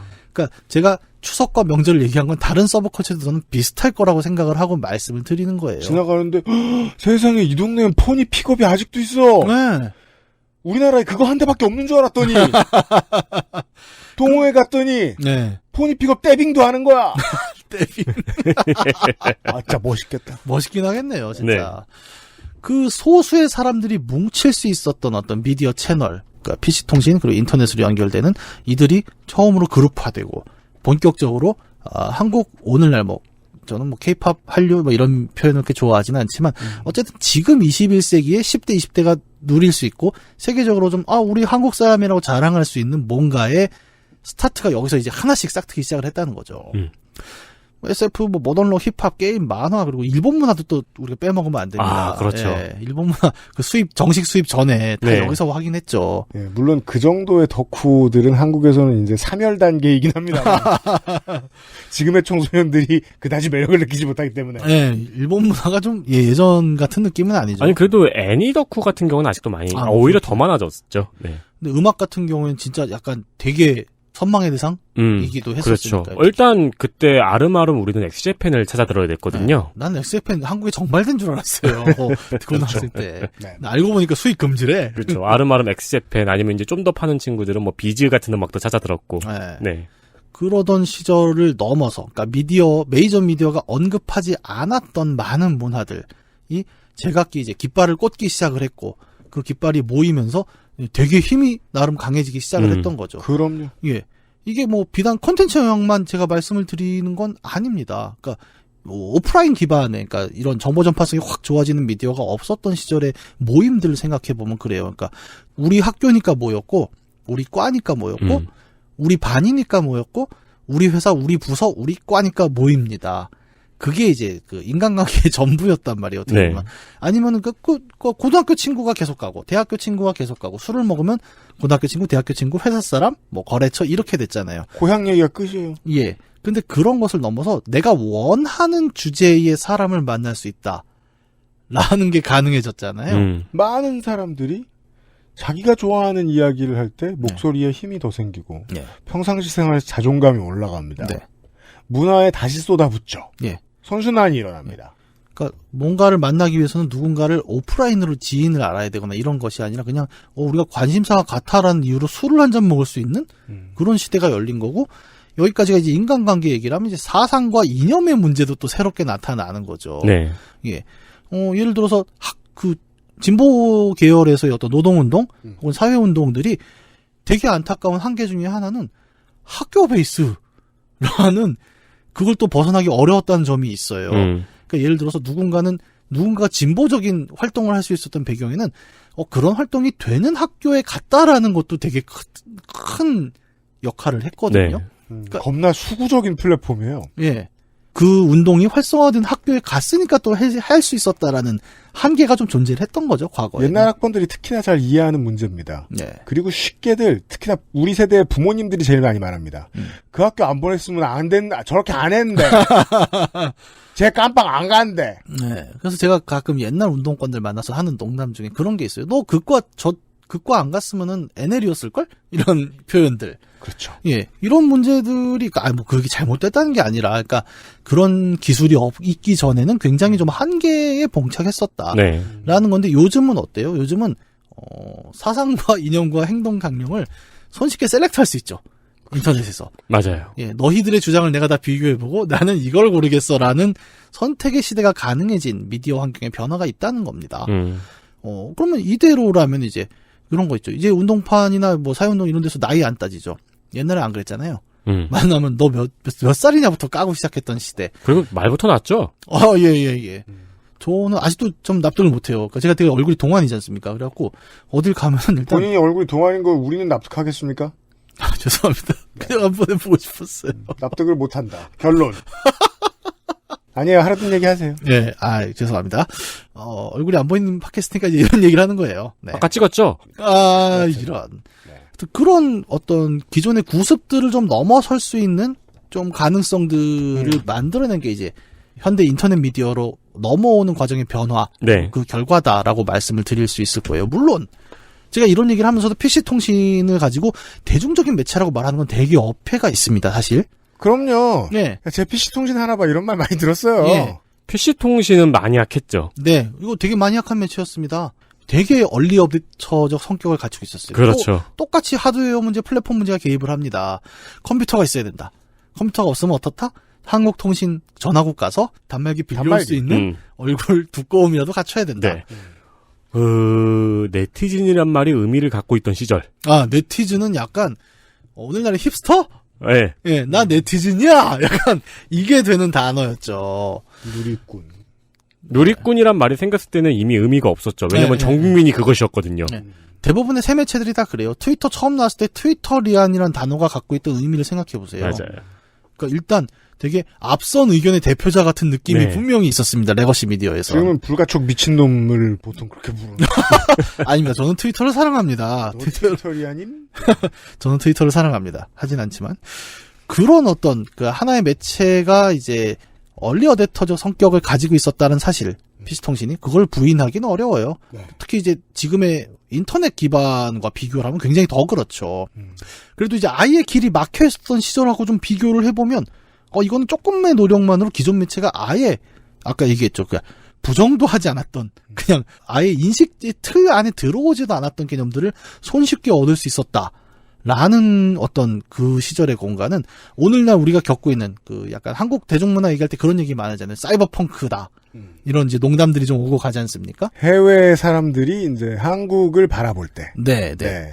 이 사람들은 모든 게 미래야. 네. 그 인터넷 뒤져보면 사이버펑크 서울이라는 그 사진들 엄청 많잖아요. 네. 그 외국에서 되게 좋아하더라고요. 야쿠르트 아줌마는 곧 골리앗이 될 거야. 예. 그런 어떤 지금의 한국 대중문화를 이야기할 때 우리는 좀 이런 PC통신, 그리고 인터넷, 그리고 정보 전파성의 확대를 통해서 만들어지는 그 과정들을 좀 유심히 봐야 되는데, 안타깝게도 그 PC통신이 그렇게 아카이빙이 잘 안 돼 있습니다, 지금. 다 없어졌어요. 그래요? 예. 옛날에 아카이빙 하는 사람들이 좀 있긴 있었는데. 근데 그게 개인은 못하죠? 그러니까 개인적으로 조금씩 하고 있는 것들에 그치는 게 아니라, 좀, 정부나 아니면 특정 기관, 이때부터 사실 고민했어야 되는 문제예요. 예. 플랫폼 운영은 여러모로 성격이 고버넌스인데, 예. 고버넌스를 많은 사람들이 이용하고 있다면 이걸 사기업에 맡기는 것이 순리상 옳은 것인가, 사기업에게만 맡겨두는 것이, 지금도 계속하는 문제잖아요. 인터넷 시대 와서, 모바일 시대 와서도. 오히려 디지털 네트워크가 강화될수록 아카이빙의 가능성이 좀 사라지고 있는 부분도 있어요. 왜냐하면 기록할 게 너무 많거든요, 이제는. 우리가 대전 게임을 가지고 플랫폼의 변화 이야기를 하고 있단 말이에요. 네. PC통신은 정보의 교환, 의견의 개진, 찌질이의 등장, 이 정도였어요. 네. 근데 그러다가 인터넷 시대가 와서 한국 사람들 기준으로 얘기해 볼게요. 싸이월드에 한번 몰리죠. 자기가시가 본격화됩니다. 이 가교가 있죠. 그리고 그 변화상은 확실히 그 기록이 남아있는 게 좋아요. 아무리 생각해도. 네. 근데 사람들이 자기가 PC통신에 찌질하게 싸웠던 거, 자기가 싸이월드에서 찌질하게 자랑했던 거, 이거 가리고 싶다는 욕망 때문에 아무도 이 기록을 귀하다고 얘기를 못해요, 당장은. 나중에 아쉬워하겠죠. 네. 지금도 이미 좀 아쉬워하죠. 지금 없어졌으니까요. 많이 없어졌죠. 네. 그리고 개인들이 갖고 있는 조그만 기록들도 자기가 열어보고는 지우겠다. 그 싸이 허세글은 그냥 지가 따로 지우면 되지. 전체가 다 없어질 필요는 없잖아. 안타까운 이제 그런 아카이빙에 좀 아쉬움이 있고. 네. 그리고 이런 PC 통신의 시대까지 오기만 해도 정보 유통이 활발해지기 때문에 우리가 그 대전 격투 게임이 오프라인 시대에 있었던 거 무공 비급으로서의 중요성은 많이 사라지죠. 네. 보편적인 정보가 되면서 지식 정보의 보편화. 네. 그리고 정보 속도의 차이를 가지고 신나게 해먹었던. 그러니까 예를 들어 내가 PC 통신을 먼저 했기 때문에 스타크래프트 전략을 가장 많이 빠르게 쓸 수 있었어라는 사이비 고수들은 종말을 맞게 됩니다. 네. 사실 제가 약간 그런 편이었고요. 예. 그런 사람들 많죠. 예, PC 통신을 먼저 했기 때문에 가장 최신의 빌드 오더를 가져올 수 있었고 그 동네 PC방에서 시전하면 짱 먹었거든요. 그러니까 얼리 어댑터 주제에 산신령인 척하는 예. 사기꾼들. 예, 네. 그 뭐 슬픈 자아 비판입니다만 예. 이제 그런 모습들도 사라지는 또 변화를 맞게 됩니다. 그런 이제 환경 변화는 앞에서 우리가 이야기한 대로 그 명절 대이동이 갖는 정보 전파의 의미가 상대적으로 줄어들었다는 얘기를 좀 했지 않습니까? 네. 인터넷의 역할 일부를 명절이 했다. 예. 아무것도 없었으니까. 그렇죠. 이제 그걸 대신하던 어떤 그런 시대를 넘어서서 대중성이 훨씬 좋아진 인터넷 시대에 이르면 이제 사람들은 명절에 가는 것 자체가 귀찮기도 하죠, 이제는. 네. 옛날에는 그런 거예요. 그러니까 저 오락실에 한번 가서 또 한번 대전을 해봐야지. 약간 이런 설렘으로 잠을 잤던데 이제는 뭐 그럴 필요 없잖아요. 그냥 집에서도 하는데 뭐. 어릴 때 명절에 느꼈던 충격 하나가 떠올랐어요. 네. 친척 형네 동네에도 빨간 마스크가 있대요. 아, 그 빨간 마스크. 네. 우리 동네에만 있는 줄 알았는데. 네. 저 빨간 마스크 전국에 한 500명 되죠, 사실. 그럴까요? 네. 여전히 적네요. 500명이면은 살면서 한 명 만나기 힘들지. 아니, 그리고 사실 일본에서 온 양반이거든요. 이 양반이. 아, 그렇구나. 네. 일본에서 그럼 몇 명이 넘어온 거야? 그렇죠. 네. 현해탄을. 왜냐면 정식 루트로 타고 못 왔을 거란 말인데. 아, 그러네요. 보따리 장소 박스 안에 들어가고 이렇게 오고. 이런 이제 정보 전파성이 확 좋아지면서 우리가 명절 얘기 한참 했잖아요. 네. 지난 시간에. 서두로 이제 명절 얘기를 꺼냈었는데 그러면 명절에 모여서 사실은 어른들은 그때 이제 우리를 다 오락실에 보내거나 일찍 재운 다음에 뭘 했냐? 정치 이야기로 막 들이받고 싸웠단 말입니다. 그래서 이거는 레거시 미디어가 다뤘죠.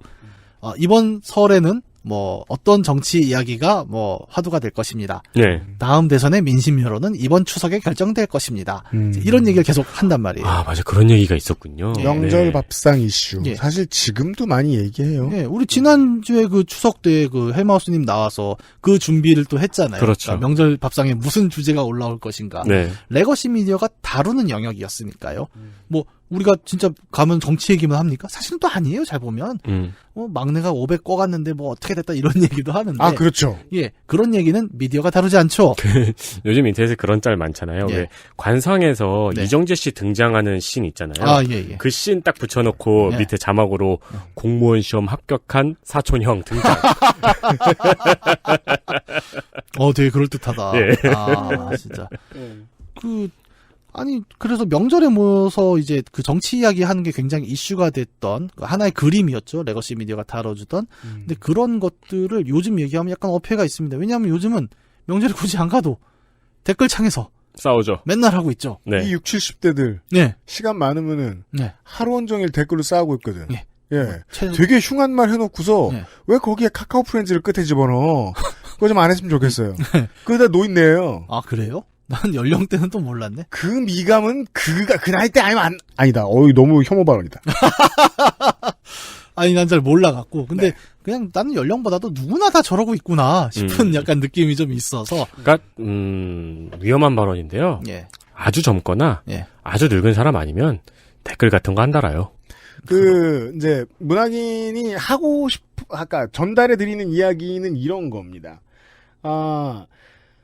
어린 친구들이 오락실에서 비급을 서로에게 전파하듯이 다른 곳에 와서 어른들은 밥상에 모여서 그동안 대화 못했던 다른 이제 신문 정치면이나 사회면에 나와 있는 정보들을 가지고 토론을 했다. 네. 왜냐하면 그럴 곳이 없었으니까. 근데 지금은 365일 하루 엔쟁일 모바일에서 그러고 있다. 장이 열렸죠. 네. 어디 한번 싸워보자. 이제 또 전 국민이 무림화가 이제 새로운 의미로 나타나는. 그래서 제가 다른 방송에서 지적을 했습니다만은, 레거시 미디어는 레거시 미디어라는 말을 억울해할 필요가 아직 없어요. 너무 느려서. 너무너무 느려서. 제가 어떤 점에서 이렇게 화가 나냐면, YTN 연합뉴스 이렇게 보고 있으면은, 추석 첫날부터 추석 끝날까지 한 2시간에 한 번 정도 교통정보를 얘기해 줍니다. 근데, 많이 막힌다면서 최대 서울에서 부산까지 6시간 30분이래요. 소통이 원활해졌대요. 4시간 30분이래요. 평상시에도 안 막히면 4시간 반이에요. 그쵸. 이건 뉴스가 아니에요. 네. 2시간 늘어난 게 뉴스일까요? 80년대에는 24시간이 넘어간 적도 있어요. 그렇죠. 고속도로가 하나밖에 없었으니까. 네. 그땐 중요한 뉴스죠. 인터넷도 없고 찾아볼 곳도 없고. 근데 40년이 지나 지금까지 이걸 뉴스로 내보내고 있다. 그쵸. 왜냐면 모든 사람의 내비에 이미 적혀 있거든요. 예. 이 구린 플랫폼은 멘탈까지 구린 거예요, 지금. 한참 늦게 따라갑니다. 그 구림은 정치권도 마찬가지예요. 추석 밥상에 어떤 이슈를 올리겠다고 가짜뉴스를 풀어요. 이 바보들이 어딨어요? 평상시에 해도 되는데.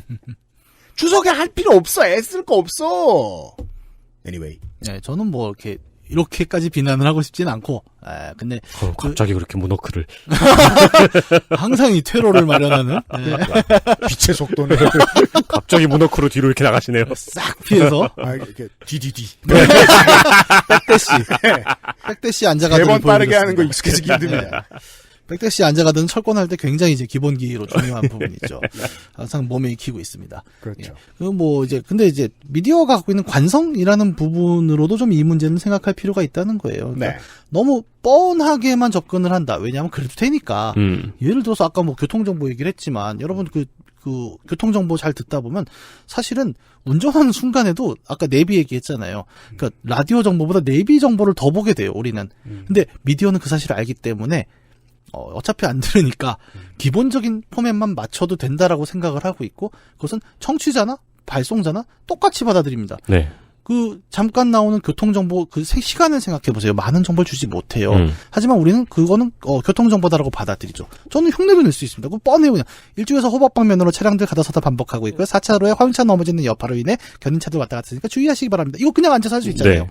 이게 무슨 의미가 있냐는 거예요. 우리가 하나 지금 이유를 일부나마 밝혀냈습니다. 컨텐츠가 플랫폼을 정의내리기도 하지만 플랫폼이 컨텐츠를 정의내려주기도 하기 때문에. 예, 맞아요. 레거시 미디어라는 플랫폼은 같은 플랫폼을 이고 사는 이상은 계속해서 그런 캐캐 묵은 것을 할 가능성이 매우 높다. 예, 사람이 캐캐 묵은 게 아닙니다. 그냥 특정한 매체가 갖고 있는 형식에서는 그 얘기밖에 할 수 없는 현상들이 분명히 있는 거죠. 그러니까 20대 프로듀서가 캐캐 묵었기 때문인가? 20대 기자가 캐캐 묵었기 때문인가? 예. 플랫폼이다. 네. 그 플랫폼이 바뀌지 않으면 사실은 비슷한 얘기는 계속 이제 반복되면서 정체될 수밖에 없다라는 이야기를 할 수 있다는 거죠. 네. 그래서 이제 저는 결과적으로 좀 정리를 하자면 정보 전달이잖아요. 지금 우리가 이제 새로운 어떤 환경을 가져왔던 매체의 정보 전파성에 대한 얘기를 한참 했지 않습니까? 혹시 기억하시는 분이 있을까 모르겠는데 80년대에는 매월 말일이 편지 쓰는 날이었어요. 저는 이때 어려서 몰라가지고 지금 찾아봤습니다. 국가기록원의 내용입니다. 예. 84년 2월부터 편지 봉투 및 우편 엽서에 가로쓰기 운동이 전개되기 시작했다.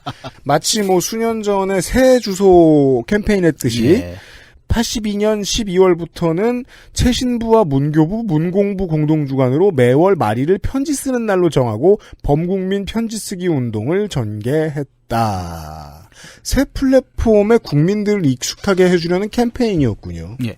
되게 신기하지 않아요? 요즘 기준으로 생각해보면? 그러니까 요즘은 그렇잖아요. 이게 내가 살아있을 때예요. 200년 전 얘기 같은데. 네. 되게 신기하죠. 요즘은 트래픽 문제 때문에 반항이라는 표현을 쓰죠. 바이트 낭비다 이런 거. 그렇죠. 그리고 쓸데없이 트래픽 유발하지 마라라는 얘기를 하는데 이 편지 쓰는 날의 사례는 되게 흥미롭습니다. 트래픽 유발이에요. 잘 생각해보면. 그렇죠. 그러니까 우체부 아저씨 바빠 죽겠는데 매월 말일에 강제로 편지를 쓰라고 하면 그 유통량이 확 늘어나지 않습니까? 근데 이 당시에 정부는 트래픽 초과를 강제했어요. 신기하죠. 왜일까? 정보 전달이 어려웠으니까 트래픽을 늘려야 될 필요가 있었던 겁니다. 그렇죠. 편지는 쓰기도 귀찮고 오래 걸리고 하지만 그런 거죠. 편지밖에 닿을 수 있는 어떤 그런 커뮤니케이션의 거리가 없다면 그 트래픽을 일정 수준 이상으로 늘리는 것은 사회 전반의 소통량을 늘리는 데 도움이 됩니다. 그럼요. 예. 물론 이제 당시의 판단이 그랬느냐에 대해서 제가 정부가 그렇게 판단했다 이제 이렇게 얘기하는 거 아니고 뭐 다른 판단일 리가 없잖아요. 네, 이제 후대의 역사로서 해석할 때 이런 해석이 가능하다는 말씀을 드리는 거죠. 네. 참고로 또 하나 재밌는 거 제가 이게 원고를 다 쓴 다음에 확인했는데 10월 12일부터는 국방부에서 지금까지 뭘 했냐면 그 군대에 가 있는 훈련병들한테 편지 보내는 거 있잖아요. 네. 그거 온라인에서 보낼 수 있는 거 아세요? 네. 네. 온라인에서 보내면 그 인쇄해서 훈련병들한테 다 보내준단 말이에요. 그렇죠. 그래서 요즘 애들이 막 장난도 많이 치죠. 그거 폐지한대요. 왜요? 그 전구는 아니고 육훈소 기준이. 육훈소 기준이에요? 네. 업무량이 너무 많은데 별 쓸모는 없으니까 140자 미만의 응원 메시지만 처리하겠다. 왜 하필 상징적인. 나도 왜 하필 140자지? 140자로 하면 다 욕만 한단 말이에요. 그렇죠. 네. 안 그래도 애들이 막 나 치킨 먹는다 이런 거 보내고 그런다 그러더라고요. 네. 엄마 혐오하고 막. 공감되게. 네. 되게 웃기죠. 그러니까 편지 쓰는 날의 시대가 있었고 트래픽을 줄이자는 사회적 분위기가 지금은 잡혔고 심지어 육군훈련소는 이제 편지 대행 서비스를 폐지하는 또 시대가 되기도 합니다. 손편지는 여전히 가겠죠. 그거야 가겠지만. 그러니까 참 신기한 거예요. 그러니까 요즘 트래픽 증가 때문에 어떻게 트래픽량을 줄일 것인가, 스팸 메일을 어떻게 줄일 것인가 이러는데 옛날에는 메일을 많이 써라. 이런 시대도 있었다는 겁니다. 그러게요. 이게 왜 이렇게 됐을까? 재밌죠. 정보가 너무 빨라졌고 또 정보가 그래서 너무 많아졌기 때문이죠. 그렇죠. 네. 정보의 량은 그래서 정보의 질 그리고 특정 정보의 위치도 되게 바꿔버리는 거예요. 잘 보면. 하긴. 그리고 훈련소 끝나면은 폰 갔죠? 네, 요새는 다 폰 받아서 하죠. 네, 편지를 쓸 이유가 많이 없어졌네요. 군대에서도. 네. 저랑 농축산인이 국방일보에 글을 쓰고 있지 않습니까? 네. 국방일보 열독률은 굉장히 떨어졌습니다. 그렇죠. 누가 보겠습니까? 스마트폰을 보는데. 예. 네. 그리고 또 가장 중요한 스폰서인 발신자 무슨 전화? 까먹었어. 수신자 부담. 수신자 부담 전화 광고도 이제 줄어들었을 그렇죠. 거예요. 쓸모가 없죠. 그거 원래 되게. 그러니까 국방일보의 수신자 부담 전화번호 광고가 당시에 핫한 연예인들을 볼 수 있는 곳이었거든요. 그렇죠. 저는 그걸 오려서 관물대에 붙여놨었죠. 그런 사람들도 많았고요. 아이러니한 역사를 보게 되는 겁니다. 제가 정보 소통량이 너무 많네요. 이사할 때마다 이고지고 가는 짐 중에 하나가 군대에서 주고받은 편지거든요. 그거 아직도 갖고 계시구나. 네. 전 다 불태웠는데. 보면 불태우고 싶을까봐 안 보고 있어요. 저는 진짜 약간 부끄러운 얘기지만, 그러니까 내가 써놓고 못 붙인 편지를 읽다가 이렇게 손이 떨어져 나갈 것 같은 느낌을 받으면서 이런 뻔한 어휘가 있나? 세상이 얼마나 빠르게 바뀌는지. 불과 30년 전만 해도 청량음료 광고할 때 순설탕이라는 단어 썼는데, 이 30년이 지나서는 무설탕으로 바뀌었습니다. 그땐 설탕이 얼마나 많이 필요했는지 모르겠는데, 그럼요. 지금은 적을수록 좋다고 생각한다는 거 아니겠습니까? 많고 적음의 문제가 그래서 굉장히 각각의 의미를 다 바꾼다는 이야기를 하고 싶었던 거예요, 저는. 불과 10년 전까지만 해도 온라인 쇼핑 사이트의 후기에 포장이 부실하다. 이렇게 오면 깨지지 않냐. 이런 분노 섞인 글들이 많았습니다. 최근 액세스몰의 후기를 보면 포장이 너무 많다는 타박이 줄을 잇고 있습니다. 저희 관련 업체들은 그나마 적게 하시는 편인데도 불구하고 앞으로 특단의 조치를 내려야 될 상황인 거예요. 뭐가 너무 많아서 힘든 때가 자꾸 오고 있습니다. 그중엔 정보가 있네요. 정보의 양. 그러니까 되게 재밌죠. 그러니까 오락실 시절에 정보가 너무 없을 때 너무나 귀했던 정보. 그리고 그 정보가 흔해졌을 때 오히려 많이 약해지는 사람들이 나오는 현상. 그렇죠. 그리고 같은 얘기. 그러니까 PC 통신이나 인터넷을 통해서 서로 연결이 어려웠던 사람들이 간신히 만나서 이뤄냈던 어떤 서브 컬처들. 그리고 그걸 끝까지 다루지 않았다가 어느 순간부터 받아주면서 무시하기 시작한 레거시 미디어들. 이런 모든 현상에서 그러니까 우리가 정보에 대해 판단을 하고 있잖아요. 이 정보는 유용한 정보다. 이 정보는 해로운 정보다. 이런 모든 판단의 기준이 생각보다 여러분의 생각처럼 윤리적이거나 어떤 가치 판단의 문제가 아니라 때로는 정보가 많아서 정보가 적어서라는 되게 단순한 이유에 기반하기도 한다라는 것이 오늘의 이야기예요. 그리하여 저 새는 해로운 새다가 지금 다시 통용이 되는군요. 조금만 줄어도 될 것 같다. 예. 정보에 대해서 판단을 하거나 이럴 때 생각보다 내가 객관적인가라는 생각을 좀 할 필요는 있죠. 그러니까 내가 처한 환경이 되게 정보 과다인 환경이라면 그것이 내 판단이 아닐 수가 있습니다. 사실은. 예. 그런 점을 이야기하기 위해서 제가 격투 게임 얘기를 한 거고, 그래서 사실 오늘 얘기도 게임 얘기가 아니에요. 정보 얘기죠. 아, 그러네요. 격투 게임, 오락실 격투 게임 이야기로 정보의 이야기로 넘어가는 이 과정은 굉장히 고급스럽네요. 네, 어처구니가 없죠. 정확히는 이제 플랫폼이 우리의 모든 것을 가지고 있는 권력에 대한 이야기였습니다. 재밌네요. 세상은, 그러니까 이 플랫폼은 저희한테 선택권을 판 다음에 선택권이 너무 방대해지니까 이제 큐레이션을 파네요. 네, 맞아요. 딱 그겁니다. 큐레이션이 돈이 되는 세상이죠, 정말. 네. 아니었으면 XSFM은 존재하지 않았을 그렇죠. 네. 거예요. 전 언제나 얘기하잖아요. 우리 회사 살아남은 이유를 모른다고. 아는 게 있다면 그 중에 흐릿한 하나가 큐레이션을 팔고 있는 건 아닐까? 네. 하는 그냥 짐작 정도. 예. 다른 짐작이 워낙 안 잡히기도 해가지고 말이죠. 예. 왜냐하면 너무 많으니까. 사실 저도 네. 쇼핑할 때마다 속으로 비명을 지르거든요. 네. 제발 나의 선택권을 박탈해달라고. 그렇죠. 그래서 저는 이제 혼자 있는 시간을 최대한 많이 하려고 늘 애쓰는 사람이니까 쇼핑할 때 길을 쓰고 공부하거든요. 내가 지나봐라 이러면서. 그래도 종종 거꾸로 넘어집니다. 결국은 결론은 윤세민 에디터하고 비슷한 생각을 합니다. 아, 선택권 좀 줄었으면 좋겠다. 아, 정보 좀 적었으면 좋겠다. 늘리려는 힘이 있고 또 그걸 줄이려는 힘이 있고. 네. 항상 이렇게 힘의 균형 좀 어디에서 이제 표류하는 게 우리 아니겠어요? 네. 엘빈 투플러처럼 막 확신에 찬 척해서 얘기해 보자면 정보를 줄여서 보여주는 플랫폼을 요구하고 있겠네요. 지금 인류는. 업자들이 눈치챘는지 모르겠지만 몇 개 있습니다. 보니까 그러니까 리뷰 같은 거를 아예 대신해서 이렇게 쫙 정리해줘서 전자제품 살 때 그런 사이트들도 있고, 그냥 우리 기준에서는 몇 점입니다 이래버리는 것들도 있죠. 그리고 특히 저 같은 경우는 게임 쪽이잖아요. 게임 같은 경우에는 구매 사이트에 가보면 그 별점이 사실 그 비슷한 역할을 해요. 맞아요. 예. 네. 이거 보고 사보세요라고 하는. 네. 물론 이제 그 신뢰관계의 문제이긴 하지만, 왜냐면 게임도 뭐 한 달에 쏟아지는 게 몇백 개인데 다 못 보는 겁니다. 쇼핑은 또 경쟁이고 장사라서 또한 스포츠 원리하고도 비슷해가지고 이 쉬운 정보를 약간 더 분화시킨 다음에 한꺼번에 믿을 수 있는 정보로 바꿔주는 과정이 올 거란 생각을 했었거든요. 예를 들면 식당이나 뭐 다른 공산품을 파는 곳이다. 별점이 딱 하나다. 그럼 그거까지 다 믿을 수는 없거든요. 왜냐면은 배송업체 책임이 있을 수도 있고 다른 어떤 문제들이 있을 수도 있잖아요. 배송 별 몇 개, 퀄리티 별 몇 개. 그 실험한 지는 좀 됐죠. 수치화해서 최대한 간단하게 이걸 찾는 사람들이 많을 거예요. 이렇게 엘빈 토플러처럼 얘기해본 바, 게임이 아닌 문학 시간이었습니다. 그렇죠. 네, 문학인이 석사를 땄다고. 예. 지난주에 말씀을 드렸죠. 공부를 관두고 싶어하는 알씨처럼 인력시장에 방금 나온 사람처럼 이쁘죠. 지난주판 유튜브를 확인하시면 이렇게 입고 전기자전거를 타고 왔습니다. 그렇습니다. 와, 진짜 여기 패션 너무 모른다. 이 상태로 또 어디로 면접을 보러 갈지 모르기 때문에. 네, 신발은 카키색 등산화 신발. 정말 또 아방가르드에 대한 이해를 따로 한번 해야 돼요. XSFM입니다.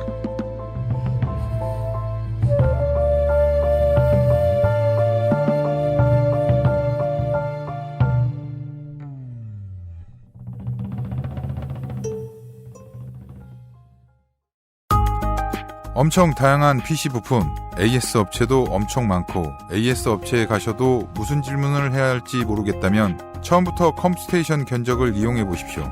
수만 건에 이르는 고객 응대 노하우로 당신의 필요와 생산업체의 서비스를 정확히 연결해 드립니다. 주식회사 컴스테이션.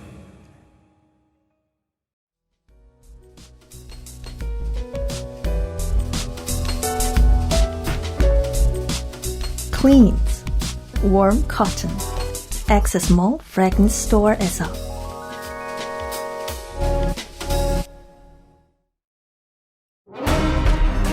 아스트랄 뉴스 기록실 뉴스 아카이브 네, 2004년 10월 11일 고 장정진 성우가 사망했습니다. 16년이나 지났군요. 그렇게 오래된 일이죠. 네. 네, 뉴스를 봤던 기억이 나는데. 이 사망하기 한 달 전에 KBS의 예능 프로그램에서 떡 빨리 먹기 게임을 하다가 떡이 목에 걸린 것이 원인이었습니다. 그래서 사람들은 충격을 받았죠. 저 대궐 같은 방송국에서 저 정도의 기초적인 의료 서비스도 준비가 안 돼 있구나. 네. 네. 의료실이 따로 있어야 될 것 같은데. 그리고 뭔가 몸을 쓰는 어떤 걸 하면 예능이어도 마찬가지 의료진이 항시 대기하고 있는 게 맞는데. 네. 네. 고 장정진 성우는 워낙 많은 작품에 출연한 성우라서 대표작이 아주 많죠. 일단 뭐 저희 같은 세대한테는 한이의 홍두깨 선생으로 가장 유명했고요. 네. 코난의 유명한 탐정과 원피스의 매해눈 미호크 역이 유명했습니다. 저는 이분의 목소리를 어디서 가장 잘 기억하고 있냐면 더빙 외화를 우연히 봤는데 제가 매트릭스 1을 그렇게 좋아했단 말이에요. 네. 스미스 요원이셨어요. 가장 잘 어울리는 스미스 요원이라고 평가를 받죠. 네. 이 사건 이후 게임 중심의 예능 프로그램의 안전 문제 그리고 가학적인 게임들이 지적이 많이 됐습니다. 지금에 비해서는 기획력이 많이 부족했던 당시의 공중파 PD들은 부랴부랴 황금 시간대 예능을 짝짓기 프로그램으로 바꿨죠. 그랬다가 이 또한 질타를 받기도 했습니다. 네. 그래서 한동안은 조금 조심하는가 싶었어요. 조심하는 게 짝짓기 예능이었는데 시간이 갈수록 다시 가학성이 높아졌죠. 네. 물론 최근에는 큰 프로그램에서는 의료진이 상주한다고 해요. 그러나 이제 런닝맨 같은 경우에는 매주 가학적인 벌칙 장면이 나오고 특히 무한도전의 레슬링 같은 경우에는 아주 위험했죠. 가장 위험해서 그 일찍 종방한 것으로는 저는 예능 많이 안 보니까 제가 기억하기로는 그 다이빙 관련된 예능이 있었어요? 부상자가 속출하면서 일찍 문을 닫았던 것으로 기억을 하고 있습니다. 일반인이 하기엔 너무 위험한 종목이기 때문에. 네. 네. 최근에는 이제 뭐 좀 규모가 크거나 아니면 몸을 쓰는 뭐 체육을 관련된 예능이 많잖아요. 그런 부분에는 의료진이 상주한다고 하더라고요. 네. 네. 뭐 이 사건 이후에 변하겠죠. 최근에는 가짜 사나이 2가 가학성 논란이 있었죠. 네. 아무래도 뭐 진짜보다 더 가까운 혹은 더 심한 것을 표방해야 할 수밖에 없기 때문에 그런 밀리터리 관련된 건. 네. 네. 물론 당연히 의료진은 상주하고 있다고 합니다. 그러나 이제 미디어 자체가 아무 일도 안 생기면은 강도가 점점 강해지잖아요. 그렇죠. 벽에 부딪히거나 천장을 뚫을 때까지, 그러니까 사고가 날 때까지. 네. 그런 미디어의 특성을 가끔씩은 꼰대처럼 한번 지적하고 돌아봐야 될 것 같습니다. 맞습니다. 예전에 레슬링 얘기 많이 할 때는 별 얘기 안 하다가 레슬링 얘기로 비유를 해야 될 것 같은 게 90년대에서 2010년대로 넘어갈 때까지 가학성이 점점 강해졌어요. 인디 레슬링이. 최근에 레고 블럭 짤이 그건 조이 라이언 짤일 거예요. 아마. 많이 돌고 있어요. 그동안 계속해서 무기가 바뀐 거죠. 네. 미국에서. 일본하고 문화가 다릅니다. 일본은 진작부터 너무 셌기 때문에 전류가 흐르는 철선이나 아니면은 물 위에서 물 밖에는 피라냐가 있는 뭐 이런 상상할 수 없는 상상력. 근데 이제 미국도 점점 더 따라간 거예요. 예전에는 그냥 압정이었다면 그게 깨진 유리 조각이 됐다가 형광등이 됐다가 플라스틱 예초기가 됐다가 주사기로 볼을 뚫는다든가 이게 점점 더 다양한, 네. 점점 더 심각한 것들이 나오죠. 아무리 작은 단체라도 당연히 의료진은 있고요. 네. 근데 문제는 이것도 장사잖아요. 쇼비즈니스잖아요. 팬이 원하는 게 그거냐? 라는 질문에서는 다시 예능으로 돌아와야 돼요. 물론 최근에 프로레슬링도 그게 좀 바뀌긴 했습니다만 정적으로 하는 경우들도 많이 있습니다만 예능은 이제 에디터가 잘하니까 그분 누구시죠? 삼시세끼 PD. 나영석 PD요. 그분이 이제 많은 예능 언론에서 지적을 했습니다마는 꼭 더 익스트림할 필요 없다. 사람들이 원하는 건 그게 아니다. 그렇죠. 그러면 항상 벽만종만 쳐다보고 있겠지. 그러니까 사실 그런 생각이 드는 거예요. 대중이 그걸 원한다고 PD들이 그렇게 기획을 했는데 대중이 그걸 원하는 게 아니고 그렇게 기획을 해서 그걸 보는 거라는 그렇죠. 생각. 프로듀서의 해석의 실패는 종종 나옵니다. 네. 네. 그러다가 이러한 안타까운 사고도 나오죠. 네. 네. 그렇고요. 자, 또 하나의 옛날 이야기. 작년. 그렇습니다. 도쿄올림픽이 내년으로 연기가 됐었죠. 되었죠. 그런데 올림픽 연기 소식에 미즈노와 아식스는 어쩌면 한숨 돌렸을지도 모릅니다. 왜냐하면 미즈노하고 아식스는 그 스포츠 브랜드로서는 딱 2번이 대목인데 네. 올림픽하고 그 국제 마라톤 대회. 그렇죠. 네. 보스턴 국제 마라톤. 네. 2019년 10월 13일 케냐의 마라톤 선수인 엘리우드 킵초게가 인류 최초로 2시간의 벽을 깨고 1시간 59분 40초에 완주를 했습니다. 근데 이 경기는 이벤트 경기였어요. 네. 이 2시간의 벽을 깨기 위한 이벤트 경기라서 41명의 페이스메이커가 동원된 이벤트 경기였습니다. 그래서 공식 기록으로는 인정되지 않았죠. 네. 그러나 문제는 이때 킵초게가 신고 있던 나이키의 러닝화인 나이키 에어줌 알파 플러스 넥스트 퍼센트였습니다. 이거를 퍼센트라고 읽는 건지 참 확신이 그렇게 읽는 거예요. 안 서더라고요. 네. 정확히는 해당 경기를 위해 특수 제작된 신발이었습니다. 근데 기본적으로는 베이퍼플라이 시리즈예요. 안 그래도 마라톤계에서는 이 베이퍼플라이가 출시된 이후로 신기록이 연이어 깨져서 논란이 좀 있었어요. 근데 이 신발이 최초로 2시간의 벽을 깨고 심지어 이 2시간의 벽을 깬 그 다음 날 미국에서는 케냐의 브리지드 코스게이가 베이퍼플라이를 신고 여자 마라톤 기록을 16년 만에 깨버렸습니다. 이렇다 보니까 올해 초 일본에서 있었던 마라톤 대회에서는 선수들의 85%가 베이퍼플라이를 신고 출전했습니다. 누가 안 그러겠습니까? 이게 문제는 그건 나이키 거라는 게 문제고요. 잠시 후에 얘기하죠. 그렇죠. 이게 기사의 사진을 보면 장관이에요. 선수들이 똑같은 신발을 신고 달리고 있는 모습이. 그렇죠. 이어서 나이키를 웃게 한 또 하나의 사건이 있었습니다. 육상연맹에서 이 신발은 기술 도핑이라며 공식 대회 출전 여부에 대해서 논의를 하겠다고 발표를 한 겁니다. 언론에 따르면 당시에 이제 이 논의를 하겠다고 발표를 했으니까 언론들은 도쿄올림픽에서 킵초게 신발 못 신는다라는 식의 기사 제목으로 이 내용을 전했겠죠. 봤죠. 그 발표가 나온 직후에 아식스와 미즈노의 주가가 뛰었다고도 합니다. 그럼요. 관련주를 찾았겠죠, 사람들은. 그렇죠. 그러나 이걸 밖에서 보면 어떻게 보이냐면은 신발이 너무 좋아서 대회에서 신을 수 없게 할 지경이다로 보이는 거죠. 네. 그 소문이 전 세계로 퍼진 겁니다. 네. 당연한 얘기지만 아마추어 선수들은 누구나 신을 수 있습니다. 일단 그래서 신발은 대박이 터졌고요. 결국 연맹에서 올해 2월에 결론을 내놓았습니다. 네. 한 선수만을 위해 특수 제작된 신발은 안 된다. 누구나 살 수 있게 시장에 나온 지 4개월이 지난 제품이어야 된다. 이런 룰의 합의를 봅니다. 그리고 탄소 섬유는 한 장만 허용된다. 이 베이퍼플라이의 특징이 중창에 탄소 섬유가 들어가는 건데 네. 이 탄소 섬유의 탄성이 기술의 정점인데 킵초게의 신발에는 3장이 들어있었거든요. 네. 이걸 한 장만 허용한다. 그리고 중창의 두께는 40mm 이하여야 한다. 이런 조건. 네. 킵초게의 신발은 50mm가 넘었거든요. 네. 그러나 이 결정은 나이키를 위한 일종의 절충안입니다. 나이키는 이 결정이 나오자마자 바로 중창 38mm에 탄소 섬유 한 장을 넣은 신발을 발매했고요.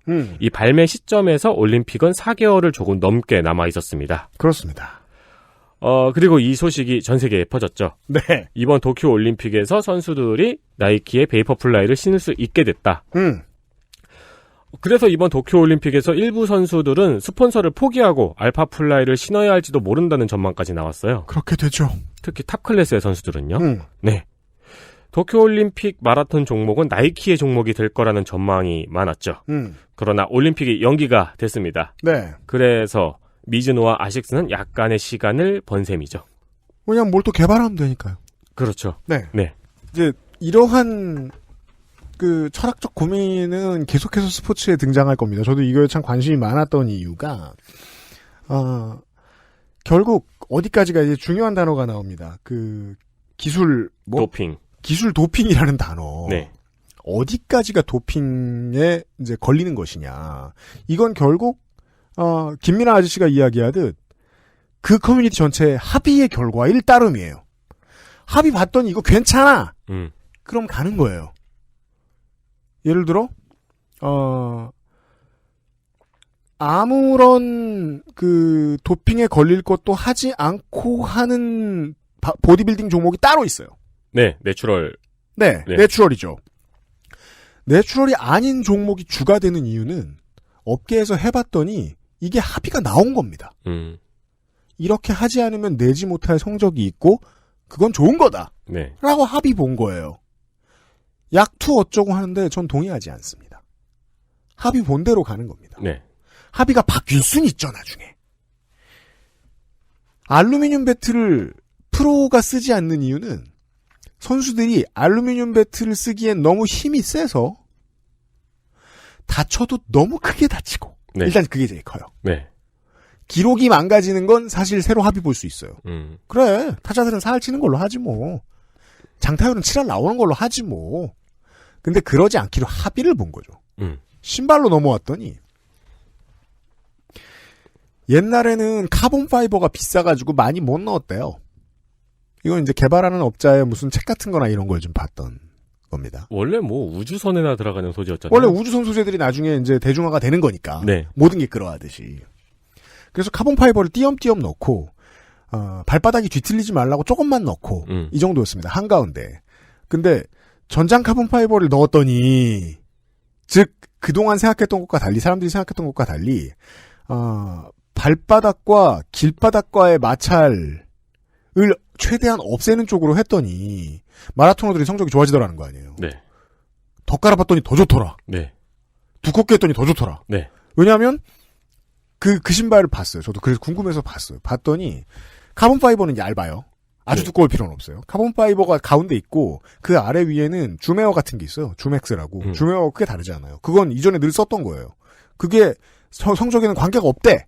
그러니까 그건 그전에 성적하고 그전에는 성적에 관계가 없었대. 그럼 지금 넣어도 성적에 관계가 없을 거예요. 아래 위에 줌웨어는 상관이 없어. 그러면 가운데에 카본 파이버가 상관이 있는 거잖아요. 네. 예. 이걸 모두가 신어. 뭐 미즈노는 돈이 없어? 아식스는 돈이 없어? 넣겠죠. 그렇죠. 그럼 합의가 바뀔 수 있겠죠. 대신에 그럼에도 불구하고 이건 명예로의 문제다. 이런 식으로 그쪽 커뮤니티가 합의를 본다. 그럼 카본 파이버를 빼겠죠. 네. 이렇게 될 거예요. 그렇게 옳다 그러다의 문제가 아니에요. 그렇게 해서 이제 퇴출된 것 중에 하나가 전신 수영복이 퇴출이 되었었죠. 저는 심지어는 도핑에 이르기까지도 합의의 문제라고 생각해요. 기자들이 자꾸 호들갑을 떨면서 도덕의 문제로 치환하려고 하는데 룰을 만들어 놓고 그 룰을 어긴 정도면 무슨 농구의 모든 반칙이 다 도덕적이지 못한 사람이 저지르는 겁니까? 실제로는 챙기지 못한 매니지먼트, 네. 챙기지 못한 트레이닝 코치 잘못일 뿐인 경우도 많거든요. 네. 본인이 의도적으로 했을 경우도 있지만 그건 그저 병가지 상사 중 하나인 파울에 지나지 않는 경우도 있어요. 룰을 만드는 건 합의에 의한 것일 뿐이다. 네. 이걸 보면서 그 생각이 너무 많이 들었습니다. 카본 파이버를 더 깐다고 내가 못돼 처먹은 새끼가 되는 게 아니잖아요. 그렇죠. 카본 파이버를 너나 나나 깔았다고 세상이 옛 같지 않아 다 양아치라고 하는 것도 미친 소리잖아요. 네. 그 극단까지 가면 이제 그 그리스인가요? 뭐요? 마라톤에서 달린 사람이 그리스 병사인가? 아테네 병사인가? 모르겠어요. 어쨌든 그 병사가 신은 샌들을 신고 달려야 될 거 아니에요? 그런 얘기죠. 네. 너무 화낼 필요 없겠다. 이런 문제에 대해서 이렇게 생각합니다. 시장이 어떻게 변화할지를 지켜보는 쪽이 오히려 더 현명한 소비일 거라고 생각합니다. 내가 육상 팬이라면요. 네. 예. 이 신발은 현재 나이키 공홈에서 사실 수 있습니다. 그렇지만 킵초게가 시던 것과는 다를 겁니다. 조금 다운그레이드 됐는데. 왜냐면 나이키는 한 푼이라도 들 쓰려고 지랄 발광을 하는 회사이기 때문에 카본 파이버를 좀 덜 넣었을 겁니다. 네. 들어가니까 30만 원이 넘더라고요. 네. 네. 그래도 이제 아마추어 마라톤 매니아시라면은 뭐 구매를 고려하시는 것도 괜찮을 것 같습니다. 그렇죠. 카본 플레이트는 이렇게나 비쌉니다. 네. 물론 실제 단가는 겁나 싸겠지만 30만 원에 비하면. 뉴스 아카이브였습니다. XSFM입니다. 몇 주째 먼지구덩이에서 인사를 드리고 있습니다. 날씨가 이상한 게 뭐 한두 해째는 아닙니다만 올해는 특히 심한 것 같습니다. 가는 경우는 처음인 것 같아요. 한치 앞은 보이지 않는. 밖에 상태 보세요. 지금. 위제 켜보면은 이 얼굴이 그리고 지금 먼지구덩이에 갇혀 있습니다. 민감한 사람에게 미세먼지, 초미세먼지 서울시 매우 같은 경우에는 지금 아무것도 안 보여. 홍대교도 안 보여 지금. 그냥 나빠요. 필터 교환이 필요 없는 공기청정기. 반가워 에어비타 더스트 제로. 좋아요. 진짜 확실히 좋아졌어요. 이렇게까지 효과가 좋을 줄은 몰랐어요. 자신감이 생기니까 어제는 소개팅도 했다니까요. 저한테 진짜 잘 맞는 것 같아요. 저 이거 먹으니까 세상에나. 저 이마선을 따라서요. 잠먹. 야야, 마고. 누구 망하는 걸 보고 싶나? 말할 수 없는 고민? 직접 확인해보세요. 데일리라이트 맥주 효모. 제가 오랫동안 고민을 하다가 아직까지 지르지 못한 게 하나 있습니다. 가정용 아케이드 게임기. 땡광땡합. 네. 땡광땡합이 아니어도 좋아요. 다른 것들도 나왔더라고요, 요새는. 로망에 맞게 전용 모니터에 그렇죠. 기계도 그 뭉툭하게 생긴 그 커다란 그 내용물은 별거 없는 그거. 네. 삼덕사 무광. 무광인. 무각. 버튼 8개. 네. 6개만 있어도 됩니다만. 해놓고 2인용. 어딘가에 자리를 딱 차지하게 하고. 그걸 사야지. 못 샀습니다. 부동산이 아까워요. 내가 덕인데 네. 부동산이 아깝다. 충분히 덕이 아닌 거예요. 난 덕이었는데 어쩌다 덕이 안 되게 됐을까? 플랫폼입니다. 네. 이런 이야기를 해본 지난주와 이번주 토요일에 그것은 알기 싫다였습니다. 네. 다른 게임 아닌 이야기를 가지고 계절이 바뀌면 또 문학인하고 만나도록 하겠습니다. 네. 가끔은 문학인이 게임 얘기도 했으면 좋겠어요. 그럼요. 다음 주에는 법 얘기밖에 안 하는 사법 PK 시간이 돌아옵니다. 네. 네. 아주 오랜만이죠. 그렇죠. 그렇죠. 문제가 뭐냐면 변호사는 아무리 힘들다 하지만 미쳐 나대지 않으면 굶어 죽지 않아요. 그래도 약간 저는 그건 좀 기대는 돼요. 뭐요? 바깥 세상에 포부도 당당하게 나갔다가 그렇죠. 얼마나 추운지 깨닫고 돌아오는. 그렇죠. 깨갱하고 돌아오는. 아이고 이게 뭐야 하면서 돌아오는. 머리숱도 좀 줄지 않았을까 걱정스럽습니다. 네.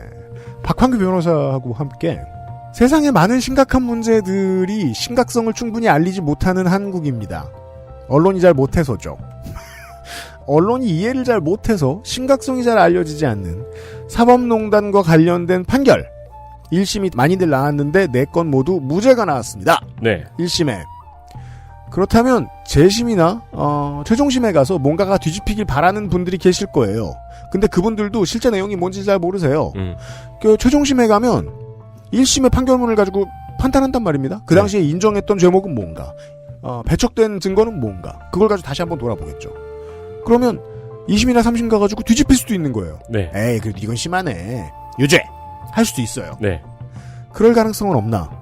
1심의 판결문들을 보고, 실제로 증거가 모두 인정되고 유죄가 인정된 사법농단의 범죄 사실들은 무엇이 있는지 다시 한번 파악해 보겠습니다. 왜냐하면 다시 파악해봐도 너무 고약해서 잘 알아두는 게 좋을 것 같습니다. 시즌2 전에 시즌1 떡밥 돌아보는 거군요. 그렇습니다. 이 문제에 관심을 가졌다가 다른 바쁜 일이 있어서 잊으신 PD님이나 기자 여러분들 계시면 다음 주 방송을 잊지 말고 챙겨 들어주시기를 바라겠습니다. 국감 기록실 이전에 마지막 그 알실 내일 다음 주 이 시간에 인사를 드리도록 하겠습니다. 사법 PK로 돌아오지요. 윤세민 네트워크 유승균 PD였습니다. 고마워요 청취자 여러분. 다음 주에 봬요. 감사합니다. XSFM입니다. I, D, W, K. 와!